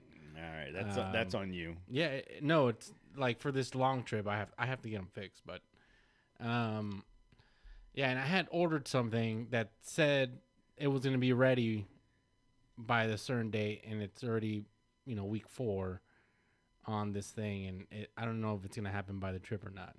Is it major? What is it? It was so I had put in an order with I won't say who it is. For what? For a tire carrier and a gas can holder. Well, but What do you that's need not that for? necessary. I mean, What do I need? That? Well, dude, I'm tired of carrying the gas and the spare well, tire. you're not going to need gas for this trip to at all. Yeah, Parker's right. Yeah, There's a gas they station we're right there. we're 10 minutes away from a Right. gas station, so no, I'm not Hey taking guys, any this gas. was my excuse to buy it. I'm like, I don't want to carry all this stuff in the truck anymore. So you don't need the gas, but the spare tire, tire, agreed. But if it didn't come in, it's not like it would stop you from going on the trip. No, it was just a quality of life thing. Like, I wouldn't have to carry the spare tire and stuff in the truck. Well, if you don't get it today, like if you don't get it Friday, it's not going on the truck. So I called today, and And you said, "What the hell, dude?" I just said, just let me know now. Like, is this gonna happen or is it not gonna happen? Jose's the Band-Aid off. Yeah, Jose's that girl in high school. I just want to know what are we? Are we dating? official? Are we thing? What is our title? No. So yeah, I don't know. I wanted to get on there. Oh, yeah. But I was excited. They said it was going to be able to do it, but COVID or whatever. Yeah. Well, Joe K, he ordered wheels and suspension, and he's like, there's the slightest chance that it's going to be available before, like, he's like, oh, it's not going to happen. Like, Yeah, can you yeah. imagine going on this trip, coming home and finding the package at your I'd doorstep. be pissed. Yeah, that would be. So he's stressing. So that's one of those things where like, you know, if it doesn't happen, I mean, if you don't get it, you don't get it. I need a new transfer case skid plate, and I can't find one anywhere, so that it's available. So I might have to bend the old one back just into place. Yeah. just hammer the other one out. You might want to just slow down a little bit when you're climbing some rocks. I don't know. You brought that up earlier. We went to. So yeah, you guys went to Calico. We this yeah. year. So Joe K put together a trip. Yes. We've been talking about doing Calico for a while. I know. And I've only been there once, and I didn't have a lot of experience with it, so we decided to do a pre-run. So this is more like a exploration run. Joe K put together the map, and Matt, It's and cool I out went. there, dude. It's super cool. And if you've ever wheeled Calico, that's what you're gonna get at And the. I at feel the- like that's a good like segue to the Parker trip. Correct. It's the same type of terrain. The thing, like Joe put together a map, and he and I looked at it a couple days before we went, and it all looked good. It all made Yeah. sense. But when we got there, like a mile and a half in, we had to turn around because it was like, nope, that's too gnarly. And so we found ourselves making a lot of like U-turns and adjustments, which is why we went with the small group. Because if we tried to do this blind with 20 people, Yeah, it would have been a disaster. you would've lost a day just- Yeah. And it took a lot longer to do 10 miles than I thought it was going to. Like just because it was slow paced. it was very slow, but super cool. Yeah. And he did a good job of recording the tracks, Yeah. and he sent it to me. So I'm going to try to take that and like map it. Go, okay, these are the places to avoid. There were some spots that were, I would say, hairy for someone that like some of the up and over stuff, and you know you're on an edge, but super good terrain. I pretty much cruised in 4 low with my locker on for a while. Yeah. Yeah, me too. When we started climbing some of those hills and some of the rocks, and it was just a lot of not off camber, but you know, wheels up, multiple wheels up at a time. Yeah, Like you're Climb- literally climbing up over any hill with ruts at the top. yeah. And just 4-wheel locker on. Just you know what? I ain't playing any games. I just want to make it up some of this stuff without any problems. And you know, the tires hook up great. I mean, we talk about that all the time, but the tires were great. The truck performed awesome. Yeah, we talk about it all the was a time lot of because fun. it's like that's such a Take major it- component. Take it for granted at Yeah, this point. it's you know? such a major component. The Rodian MTXs just click. They just connect. And the one thing I noticed about, or that I loved about Calico, was the variance of terrain. Like we would be down on sandy, not like sand wash, but like soft over hard type terrain. Yeah, like a wash. Like yeah. a wash in like a big valley in you know with canyon walls on either side, and then all of a sudden we found ourselves on these rollers where it's like super tight, but you're going up and over and up and over, and then all of a sudden we ended up like in Red Rock. Like we ended up climbing up and down some of these stairs. Like so, Matt, the one we're talking about, we got to a point where I think were you leading, or was Joe leading? Joe was in front, and we were coming down. We had climbed to the top of that mountain or hill. And it was like, I think we got to head back. And so it was like equally difficult the way we came up and then the way we went down. You know, there was 2-foot drops, you know, where it was, you know, I dragged. There were several stair steps all the way down. And we hit a pinch point where, there's traffic the other way. Well, there's nowhere to go. I guess that's what I got on the radio, and I'm like, I hope they can back up because I'm literally looking at rocks on both sides of my truck. Like there was nothing, and it was a guy in a Can-Am, a 4-door Can-Am, and he squeezed over, and the guy was super cool. Yeah, very cool. And he helped guide us through. That's cool. And I was the last one. He helped guide me and Joe through, and then. You know, I think he helped you through the first section. No, he said, do you need a spotter? And I was like, no, man, I got it. Yeah, and then you didn't slow down. You just kept going. There was like 3 sets of climbs or stairs or whatever, and it was just. And I'm trying to point to you like I I need to get out of the way. Like you ain't stopping. So yeah, you. So I need a transfer case skid plate. I heard a lot of crunching. There was one. Dude, okay, so we're coming up and over. Matt was leading, and he's like, we're like, okay, are you clear? And he says, yeah. There's a pretty hard bank on the right hand side. Bang. Pretty Bang. hard, right? So I Bang. heard a pretty hard bank on the right hand side. So I got Tammy and Presley in the truck. We get to the top. On the right hand side it was much higher. There was a hill right there. So how is there a I bank don't know that way? So my how does that make any sense with what I'm actually thinking. happened? I'm thinking it's as I crested, and because you're going up a hill, you're cresting, you can't see the trail in front. Right. You're just looking at your hood. Right. So I'm picturing the right side of the trail banking down as you come over the crest, right? Yeah. So no, it was a bang, and I didn't go over that crest softly, and I came over and it dropped onto my white knuckle sliders. I heard it from Yeah. like 100 yards away. I got I- out. I was gonna go walk over, and then no, he ain't slowing down. No, It's just, and I will tell you, Bang. I came down on those white knuckle sliders, and it like almost shattered my teeth. I came down so hard. The girls were not happy. Presley was not happy about it. I would But figure. the truck was in good shape because the sliders Yeah. protected it. Yeah, Good dude. really bitchin' trail. That was like Yeah. we had never gone in that area, so you're still kind of leery. Like, I don't know what's up ahead. You kind of want to get out because there's so many cresting hills. I actually put video of it on my Instagram. But then once you kind of get it, like, oh, this is just going to be a bunch of rollers. Like, this is going to be a neat little trail for the next mile or two. It was a lot of fun. It was definitely a lot of fun. And so thinking about going back to, we only had 3 vehicles. The most, I think the hardest part to explain to a passenger in that situation is when we're going out to those areas, we map it out on a computer. Yeah. And it looks like everything's good. But Right. once you get out there, you don't know. You don't know what's on the other side of that hill. And like the only way to find out is to go and have faith in the vehicle that you're going to get there, Yeah. right? And so that's a little bit harder. Like it's very different than, when we go on the Mojave Trail, which we've done 20 times, and we're like, yeah, no, we know what's coming up next. Like it was. No, this is where I lose my cooler every year because Yeah. I just haul ass right We're through not doing here. that section next year, right? Yeah, I don't know what we're gonna do next year. I found a bypass. That like 30, Yeah, that- like 45 minutes of just up and Yeah. I yeah. found a bypass. We'll talk about that when it comes. But so we were doing a lot of stopping, getting out and looking, a lot of exploring. It was super cool terrain, very very like picturesque. Yeah. Different colored rocks. Like I want to go back and I want to plan a good trip with everybody because that trail that Joe mapped out that we ended up on, that was a fun off-road day. Like it was Yeah. great. Yeah.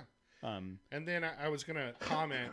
We our group had some comments on the people that were camping there. oh yeah. I don't think we found Thunderdome, but I think we found Thunderdome residents in like the Thunderdome Suburbs, yeah. the suburbs of Thunderdome. Yeah, we were it's- close to Thunderdome. It's Thunder Vale. It was Thundervale. We were cruising around Thundervale, so. Here's a couple things. Like this is now the and this might insult you. But yes. these are my get concerns. ready. Get ready. All right. This is the If this insults you, yeah. You know what you're getting. Yeah, whatever. So this is the 3rd or 4th trail that we've been on in the last year that had shotgun shells, casings, clay, pigeons. It's not just the shells; trash, it's the easy shit they ups, shot up. Yeah, was the just the left. trash on the side. So it's like you go out there and not even 10 minutes off of the highway. No. There was a vehicle there with Arizona plates on it. It's just Vehicle there with Arizona plates on it. 4 people in like velour sweatpants and like and literally like standing behind the Jeep Liberty shooting at the wall 30 feet away, like on the main trail.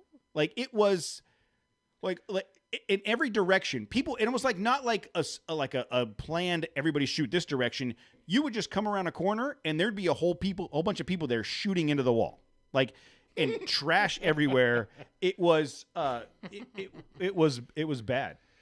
so I'm not used to We're still up. like canyon camping, I guess, or whatever. But there was a lot of people stuffed in a tight little area, and everybody had their own like little. I don't want to say cove, but Shooting corral. yeah, exactly. shooting. Exactly. It was almost like you were there, Jose. A shooting corral, just, tens of yards away from the other shooting corral. And there's alcohol. and they're like there's- opposing directions Yeah. to where I don't even care about that. That whatever. It's kind of cool. Like I was telling Jose earlier, 10 years ago, Matt, I'd have probably been like, "What are you shooting?" Like, and just stumbling around. But I got kids now. yeah. And so when what that was upsetting, or I don't say upsetting, it's your kids. unnerving, concerning. probably. Yeah, like there were kids riding back, twofold on quads and bikes without helmets, cruising around. There's guns going No off gear. everywhere. Yeah, no riding was like, gear. This is. At Is one- this the entrance Yeah. to Thunderdome? And- like, do I? And- The entrance is in there. And some of the people were shooting in a direction where you're like, there's a real possibility that could ricochet. That could hit a rock and ricochet. Like, no one's paying. I thought, like, one, how Rick a who? like, Dude, it's always so sketchy driving through like BLM land where you can shoot on, like it's a shooting designated. Like so, Calico is one of those spots. Big Bear, like quarter of the way up, there's a little offshoot, Yeah. and it's just open designated but shooting. the fact that they don't clean up their shit, that is That the sucks, most dude. frustrating. Like, these are people that, and I don't want to go down too far a path.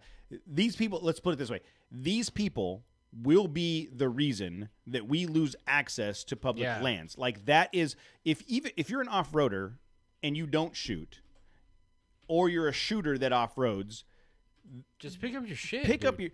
not picking up your shit is putting the rest of us in jeopardy. It's putting our access to public lands in jeopardy because it was bad. It was so bad. There was one area where I would say it was a 6 to 7 foot radius shotgun shells. You couldn't even see dirt. Yeah. And then out on the hill is whatever statue or whatever it was they propped up there to shoot at, and they just left it there. Like, it was just horrible. It was very, the trip was great, but it was very disturbing to see the people shooting irresponsibly and the people riding around on quads irresponsibly, and it just kind of at one point there was a furniture truck. There was a cabinet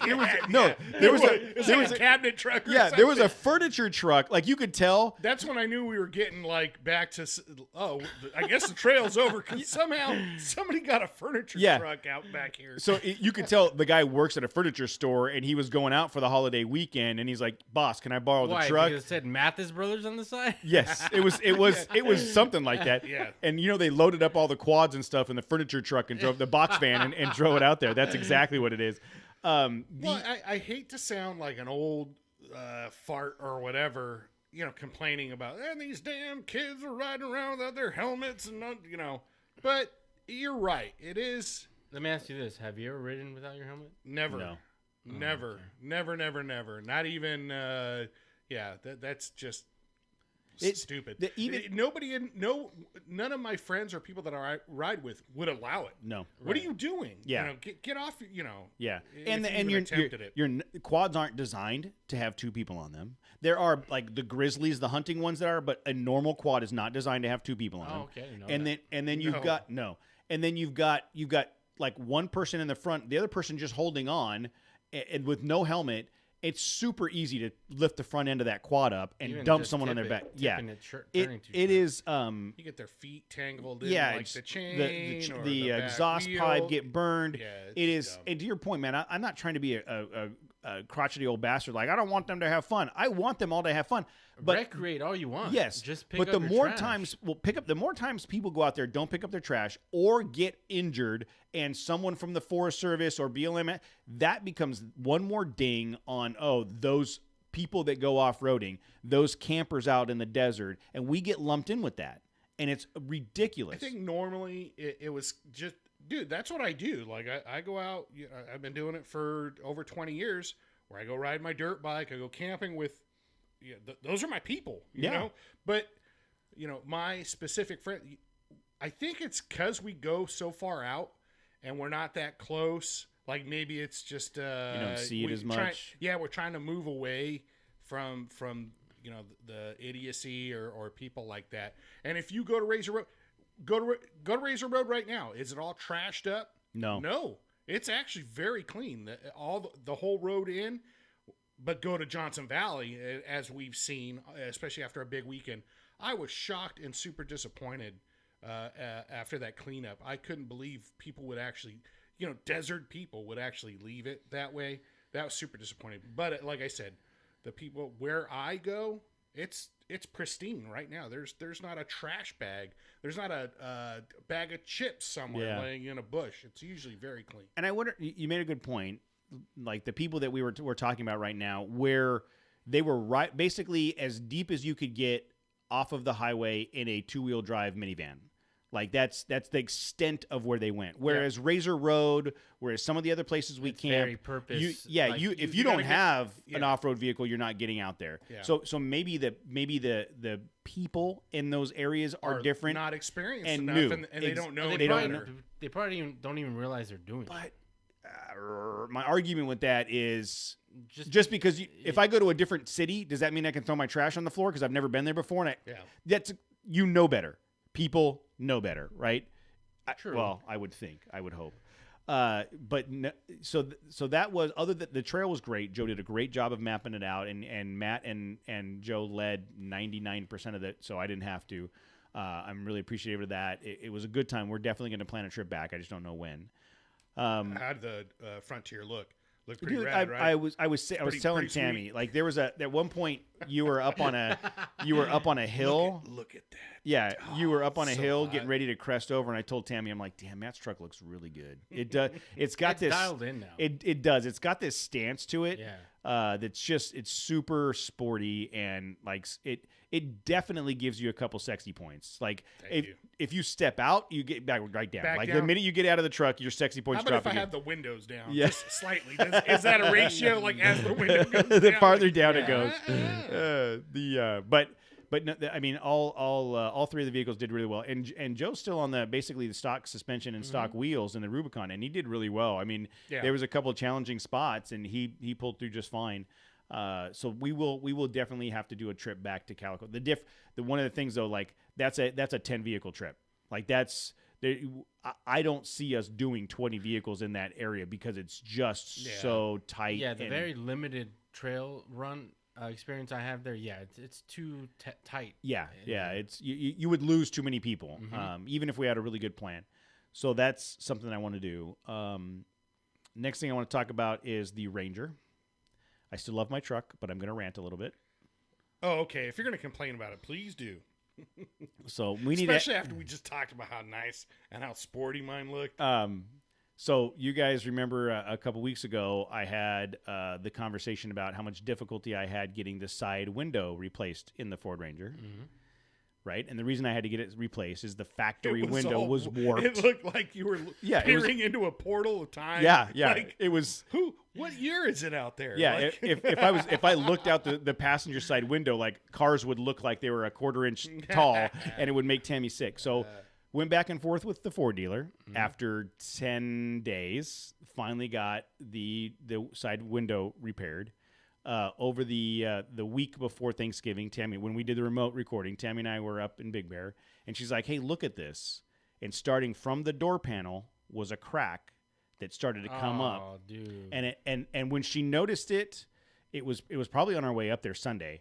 It was maybe 1.5 inches, 2 inches long, from the door panel. So you know exactly what that looks like. Yes. So it's average, right? It's above average. It's average. You know, this is.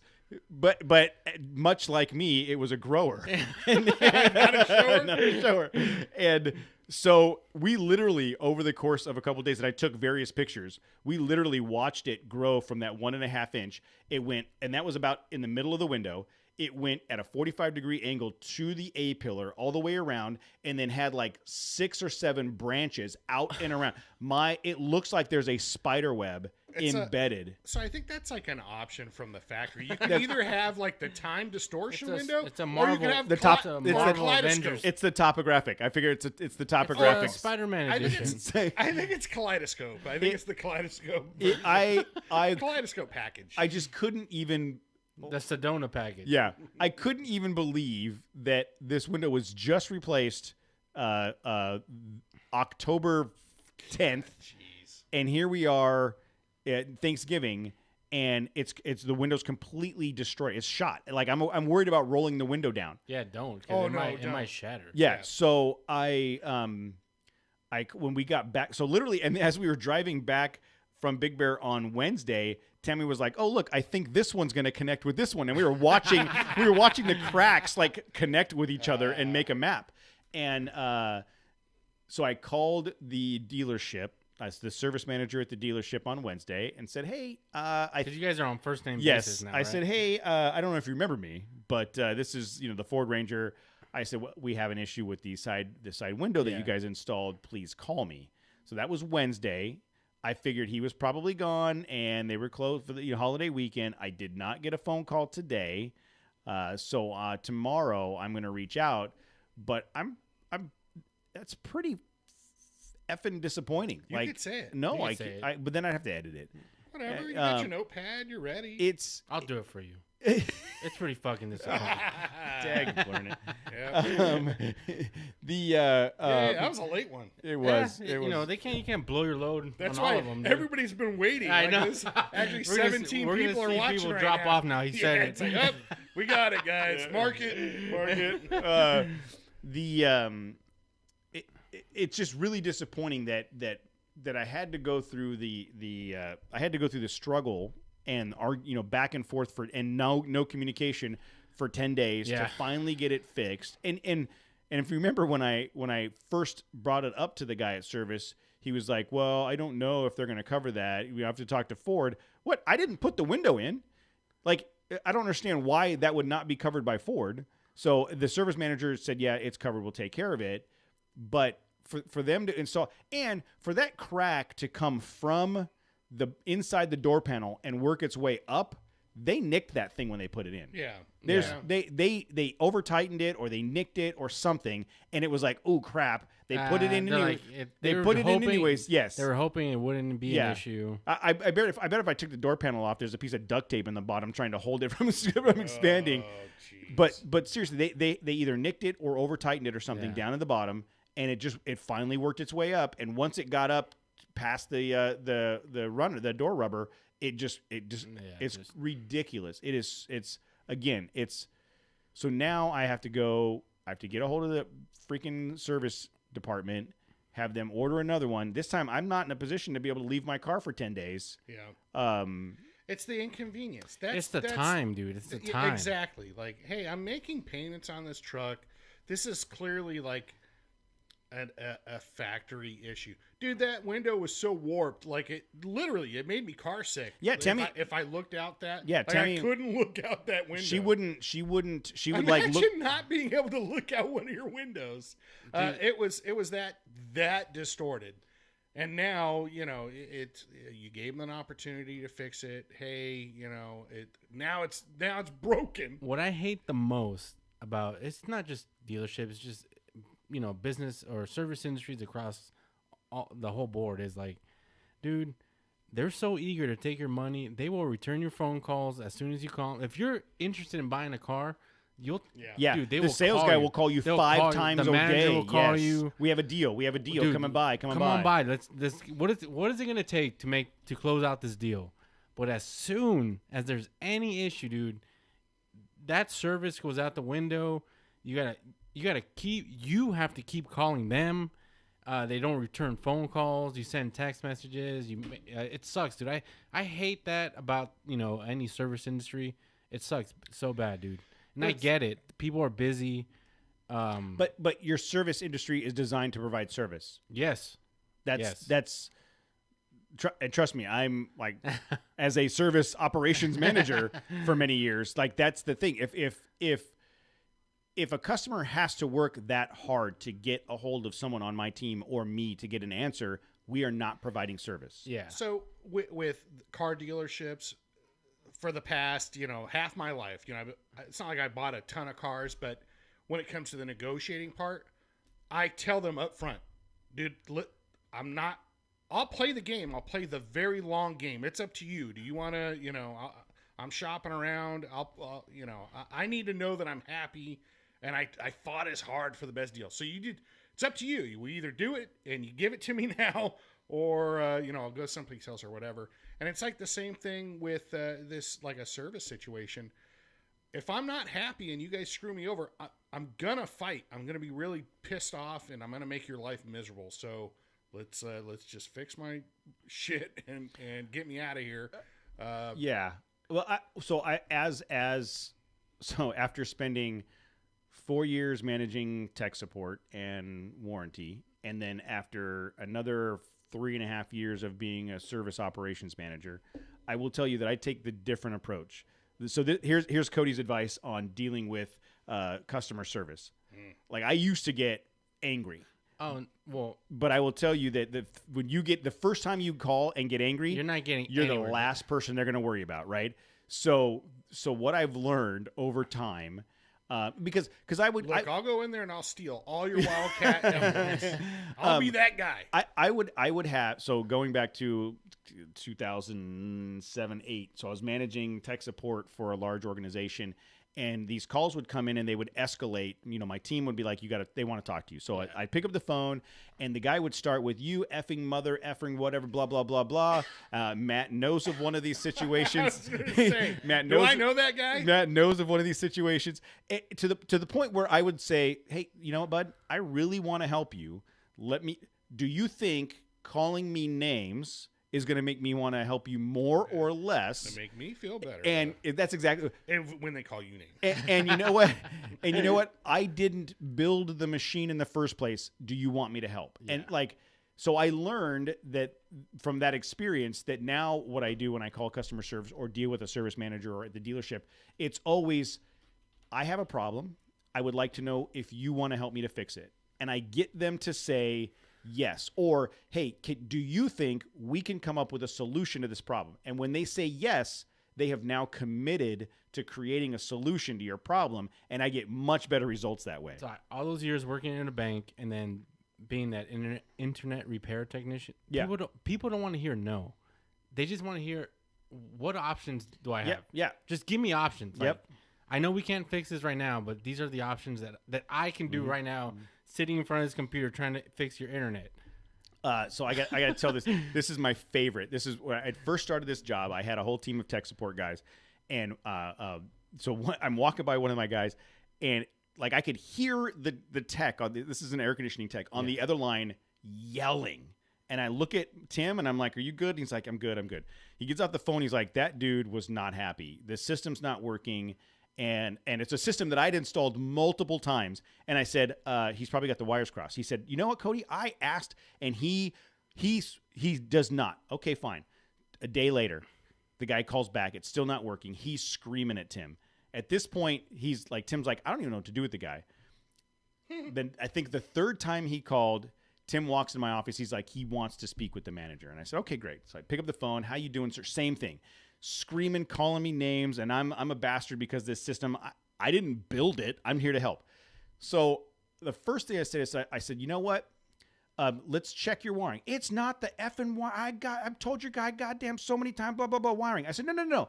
I know you've got the wiring done. Eliminate all possibilities. I'm 100%. But I want you to know I'm drawing this out so that I can physically see it like I'm looking with you. What color wires Yes. did you So use? so I can let's start at the panel.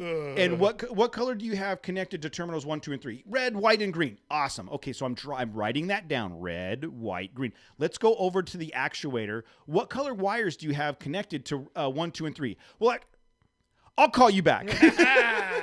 And so this guy, after 3 You should days, have called him back. yeah, no. I So would have called him back every day. so listen. Sir, For 2 the phone weeks. cut off. I'm Is sorry, are everything you okay? still having issues, So sir? after 3 days of screaming at us about how stupid we were, now mind you, he's on his own time at this customer site trying to fix this issue that we asked him about the first time.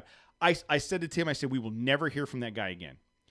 Tim comes into my office about 3 hours later, and he's like, "I just got a call from the guy, and he wanted to say that he was sorry." Wow. Yes, he said he was sorry. He should have listened to me in the first place, but his ego got to him, and he'll learn a lesson. He'll never do that again. And that was like, it was the worst and best outcome of a technical support call I've had in a lot of years, because they never call back. You Yeah. never hear from them. You find out later that their brother-in-law was. So tell that story. Do you want me to tell that story? Yeah. All right, He so- ain't listening. So as you know, Matt and I are both in the air conditioning industry, and I get one of my guys. This is the same company. I'm a regional manager at this tech support. One of my guys comes in. He's like, I have this a-hole on the line, and I don't know what to do. And I'm like, what's the problem? He's like, well, he wants warranty coverage for this failed coil. And I'm like, okay, did he do the startup sheet? He's like, he doesn't want to have that conversation. He wants to talk to the manager. All right, cool. What's the ticket number? I bring the ticket number up, and I see Matt's last name. I see Matt's brother, and I was like, gosh. I said, I'll take this. So now at this point, I know who this is. He doesn't know who I am. who he's speaking to, right? So I jump on. Hey man, how you doing? This is Cody. I talked to my guy. This is what's going on, and he starts lighting me up. And I said, you know what? I totally get your frustration. I fully understand. Let me help you out with this. So this is what we can do. These are the options that I have to help you.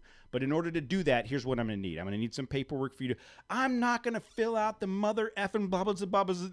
And at this point, Matt walks in. I walk into his office and I hear the other half of the conversation. So he hears his brother screaming at me. Did you hear me? Because I was on speaker, Yes. right? Oh yeah. As soon as I heard you, I went, "Oh my god, I gotta go outside. I can't be a part of this." So I'm literally. wanna know. And here's the thing. Here's the thing. I was like, dude, I need to submit a startup sheet with this information. Just fill out Yes, a startup and sheet. in every manual of every model sold, there's a Yes. startup sheet in the back. Download one. Literally, Just something. look. Make it up. All I need is the correct model number and serial number. After that, I don't care what's on the page. I don't care when you installed it. I don't care whether No. you filled this Yes. out the day you You can have been started any it. more blunt. Like, I need any yes. startup and, sheet. and so I said, look, I really want to help you.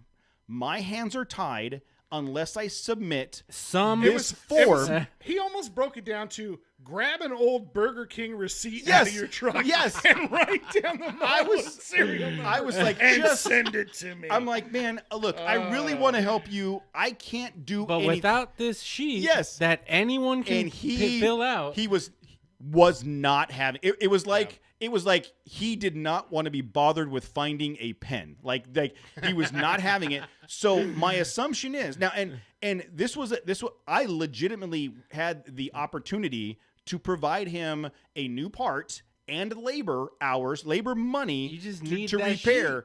He, out of spite, Did because not he fill out that yes sheet. he was because insulted. He had to call somebody. yes because he was refused to fill out the paperwork.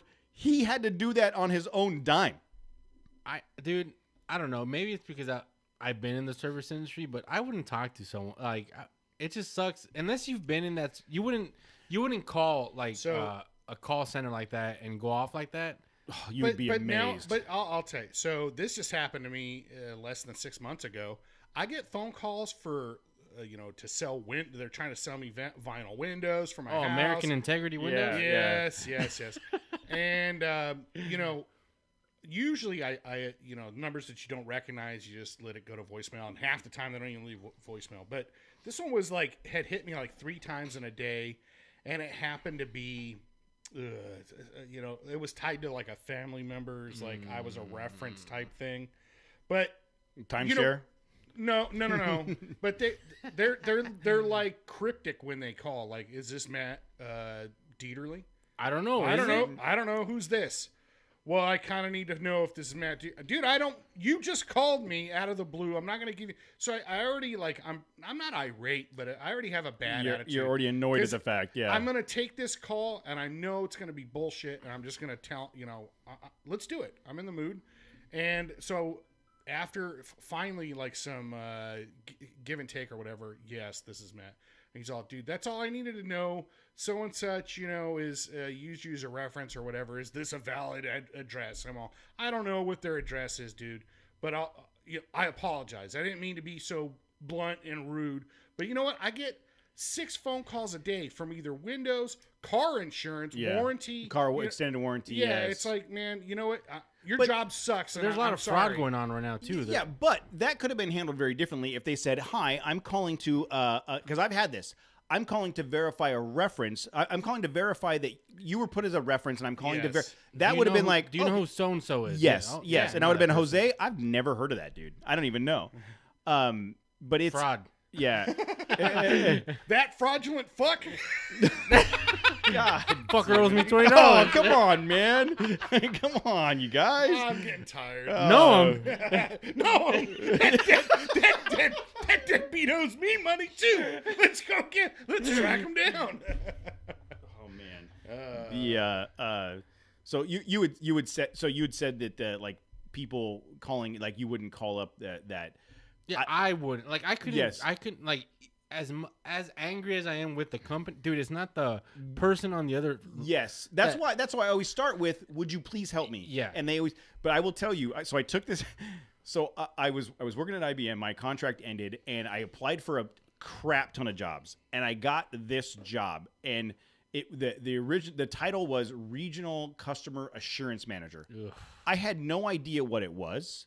They called and asked me to do an interview. I went in and interviewed twice. I still wasn't entirely sure what it was, but I needed a job and the pay was good, and so I took the job.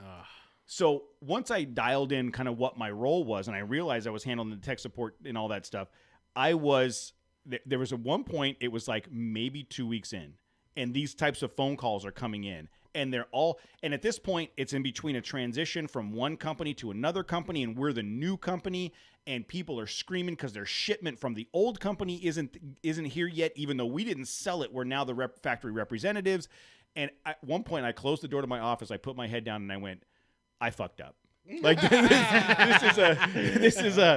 I was like, this was such a bad decision. I need to find a way out of here. Yeah, I used to drink a lot when I worked at the bank, and I drank too when I was at the internet service repair. Well, what I decided was, and this is like in the bank you were drinking? in the bank. oh, of course, dude. What do you think's in those vaults? But I kind of made the decision, like, I have to change my attitude, and I decided that every time my phone rings, it was an opportunity to make someone's day better. Yes. And like once myself, I know, but it sucks, dude. But listen, yes. but once myself and the team took that approach, it changed the way we dealt with people. And then I told everybody on my team, if someone's screaming at you, you give them one option. You give them one warning and say, I would love to help you, but only if you're going to be able to talk to me in a professional manner. And if they don't, you hang up on them. And then you come tell me. And when they call me, I'll tell them the same thing. And there were dealers, you know the people in our industry, Matt. There were dealers that would call their sales rep because they knew I wouldn't pick up the phone call because they'd called my guys too many names, or, no, we're not standing for that. So it took a while. Like I had a sales rep that was like, I need you to come out and meet with me and this guy. He wants to apologize. All right, cool. I'll do it. But it's just, long story short is, you're right, Jose. If you want to get something from customer service or tech support, you have to start with the nice approach. You don't have to be nice. You just have to be like, look, hello, so and so. I've called before. This is my problem. What can you do for me right now? And I've even used the line, I recognize that you did not cause this issue, but you happen to be the person that picks up the phone when Do I you call have for any help. other options for me? Right now? I need your help. Yeah. Like if you acknowledge to that person that you're not angry at them, I'm very frustrated at the situation. I'm not frustrated at you personally. Can you help me? They say yes. You're much better off that way. So I hate your guts is not a good Yes. like You dumb sack of something. sack of something. Shite. All right. So our dumb sacks of somethings are going to end this call before we go down any further in the. I said the F counts are getting worse, guys. They're getting worse. Bro, you said one. Yeah, but that's the second time in 153 episodes I said it. You guys each said it 3 times tonight. You started it I off. said it twice. I said it one time. Well, I need to. Now I'm going to have to edit. It's going to take me that much longer, and I don't need time to do this. You guys. If you just put E on the episode, you don't have to worry about editing, dude. Maybe. All right. Well, look, everybody. Thank you for joining us again. And the chat room was pretty lively tonight. Matt was in there keeping up with you guys, and thanks to Mike for joining us from Overland Flagstaff. Go check out his stuff, and hopefully we get to see some of you guys going out there and experiencing the Overland life with his rig. And anything else, guys, before we go? Yeah, again, so we have one dislike on YouTube, What? which is funny. I'm Who just keeps like, doing that? which just like, Is it- dude, you keep tuning Is it in Rob? every Monday. Rob. Do you think Rob's it's- not even in the chat room. He's just playing like ninja tactics. Do you think it's one of our like the same guy every week that's doing it to be funny? Well, it's one guy. I mean, or one person, whatever.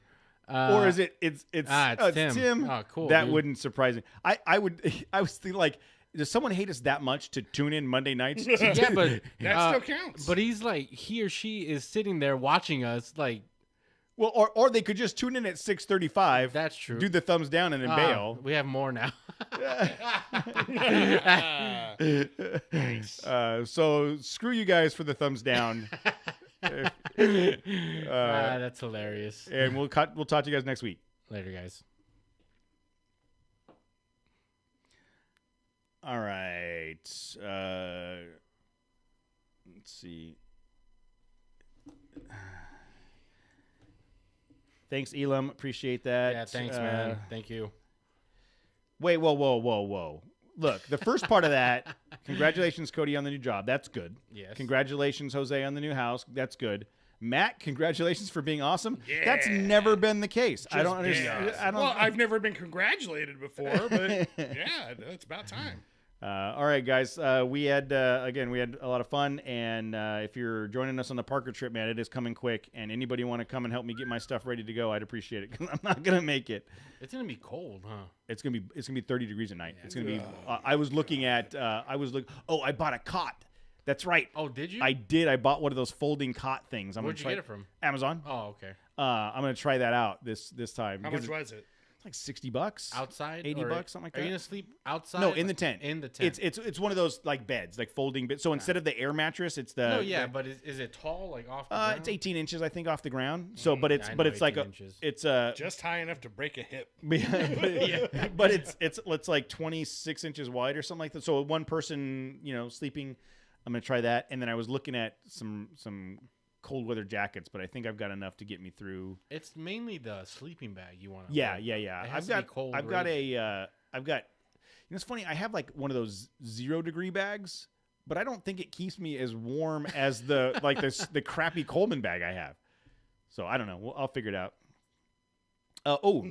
Tim says that Matt and Tim are gonna. But can you imagine Matt and Tim cuddling? You guys will start a fire. It'll be there's so much hair. It'll be like too much heat, dude. Yeah. they'll get locked like kids with braces. Their beards would get connected. Yeah, they're gonna fuse together, dude. Wonder Twin powers form of a grizzly bear. No, that's like the two aliens from Bill and Ted's Bogus Journey, dude. They jumped in. Oh they yeah, molded station. together. Yes. Matt and Tim are stationed. Station. Sweet. All right. Well, we will see that in the Near future. Yes, here. I want to see the. We'll get some videos of that. Yeah, Jose is just gonna be jealous, I guess. Yeah, I'm gonna be cold. Mark says 2 bears, 1 cave. 2 bears, 1 cave, dude. Bear Velcro. I love it. Everybody's on board. All right, guys. Have a good night. All right. Hit end.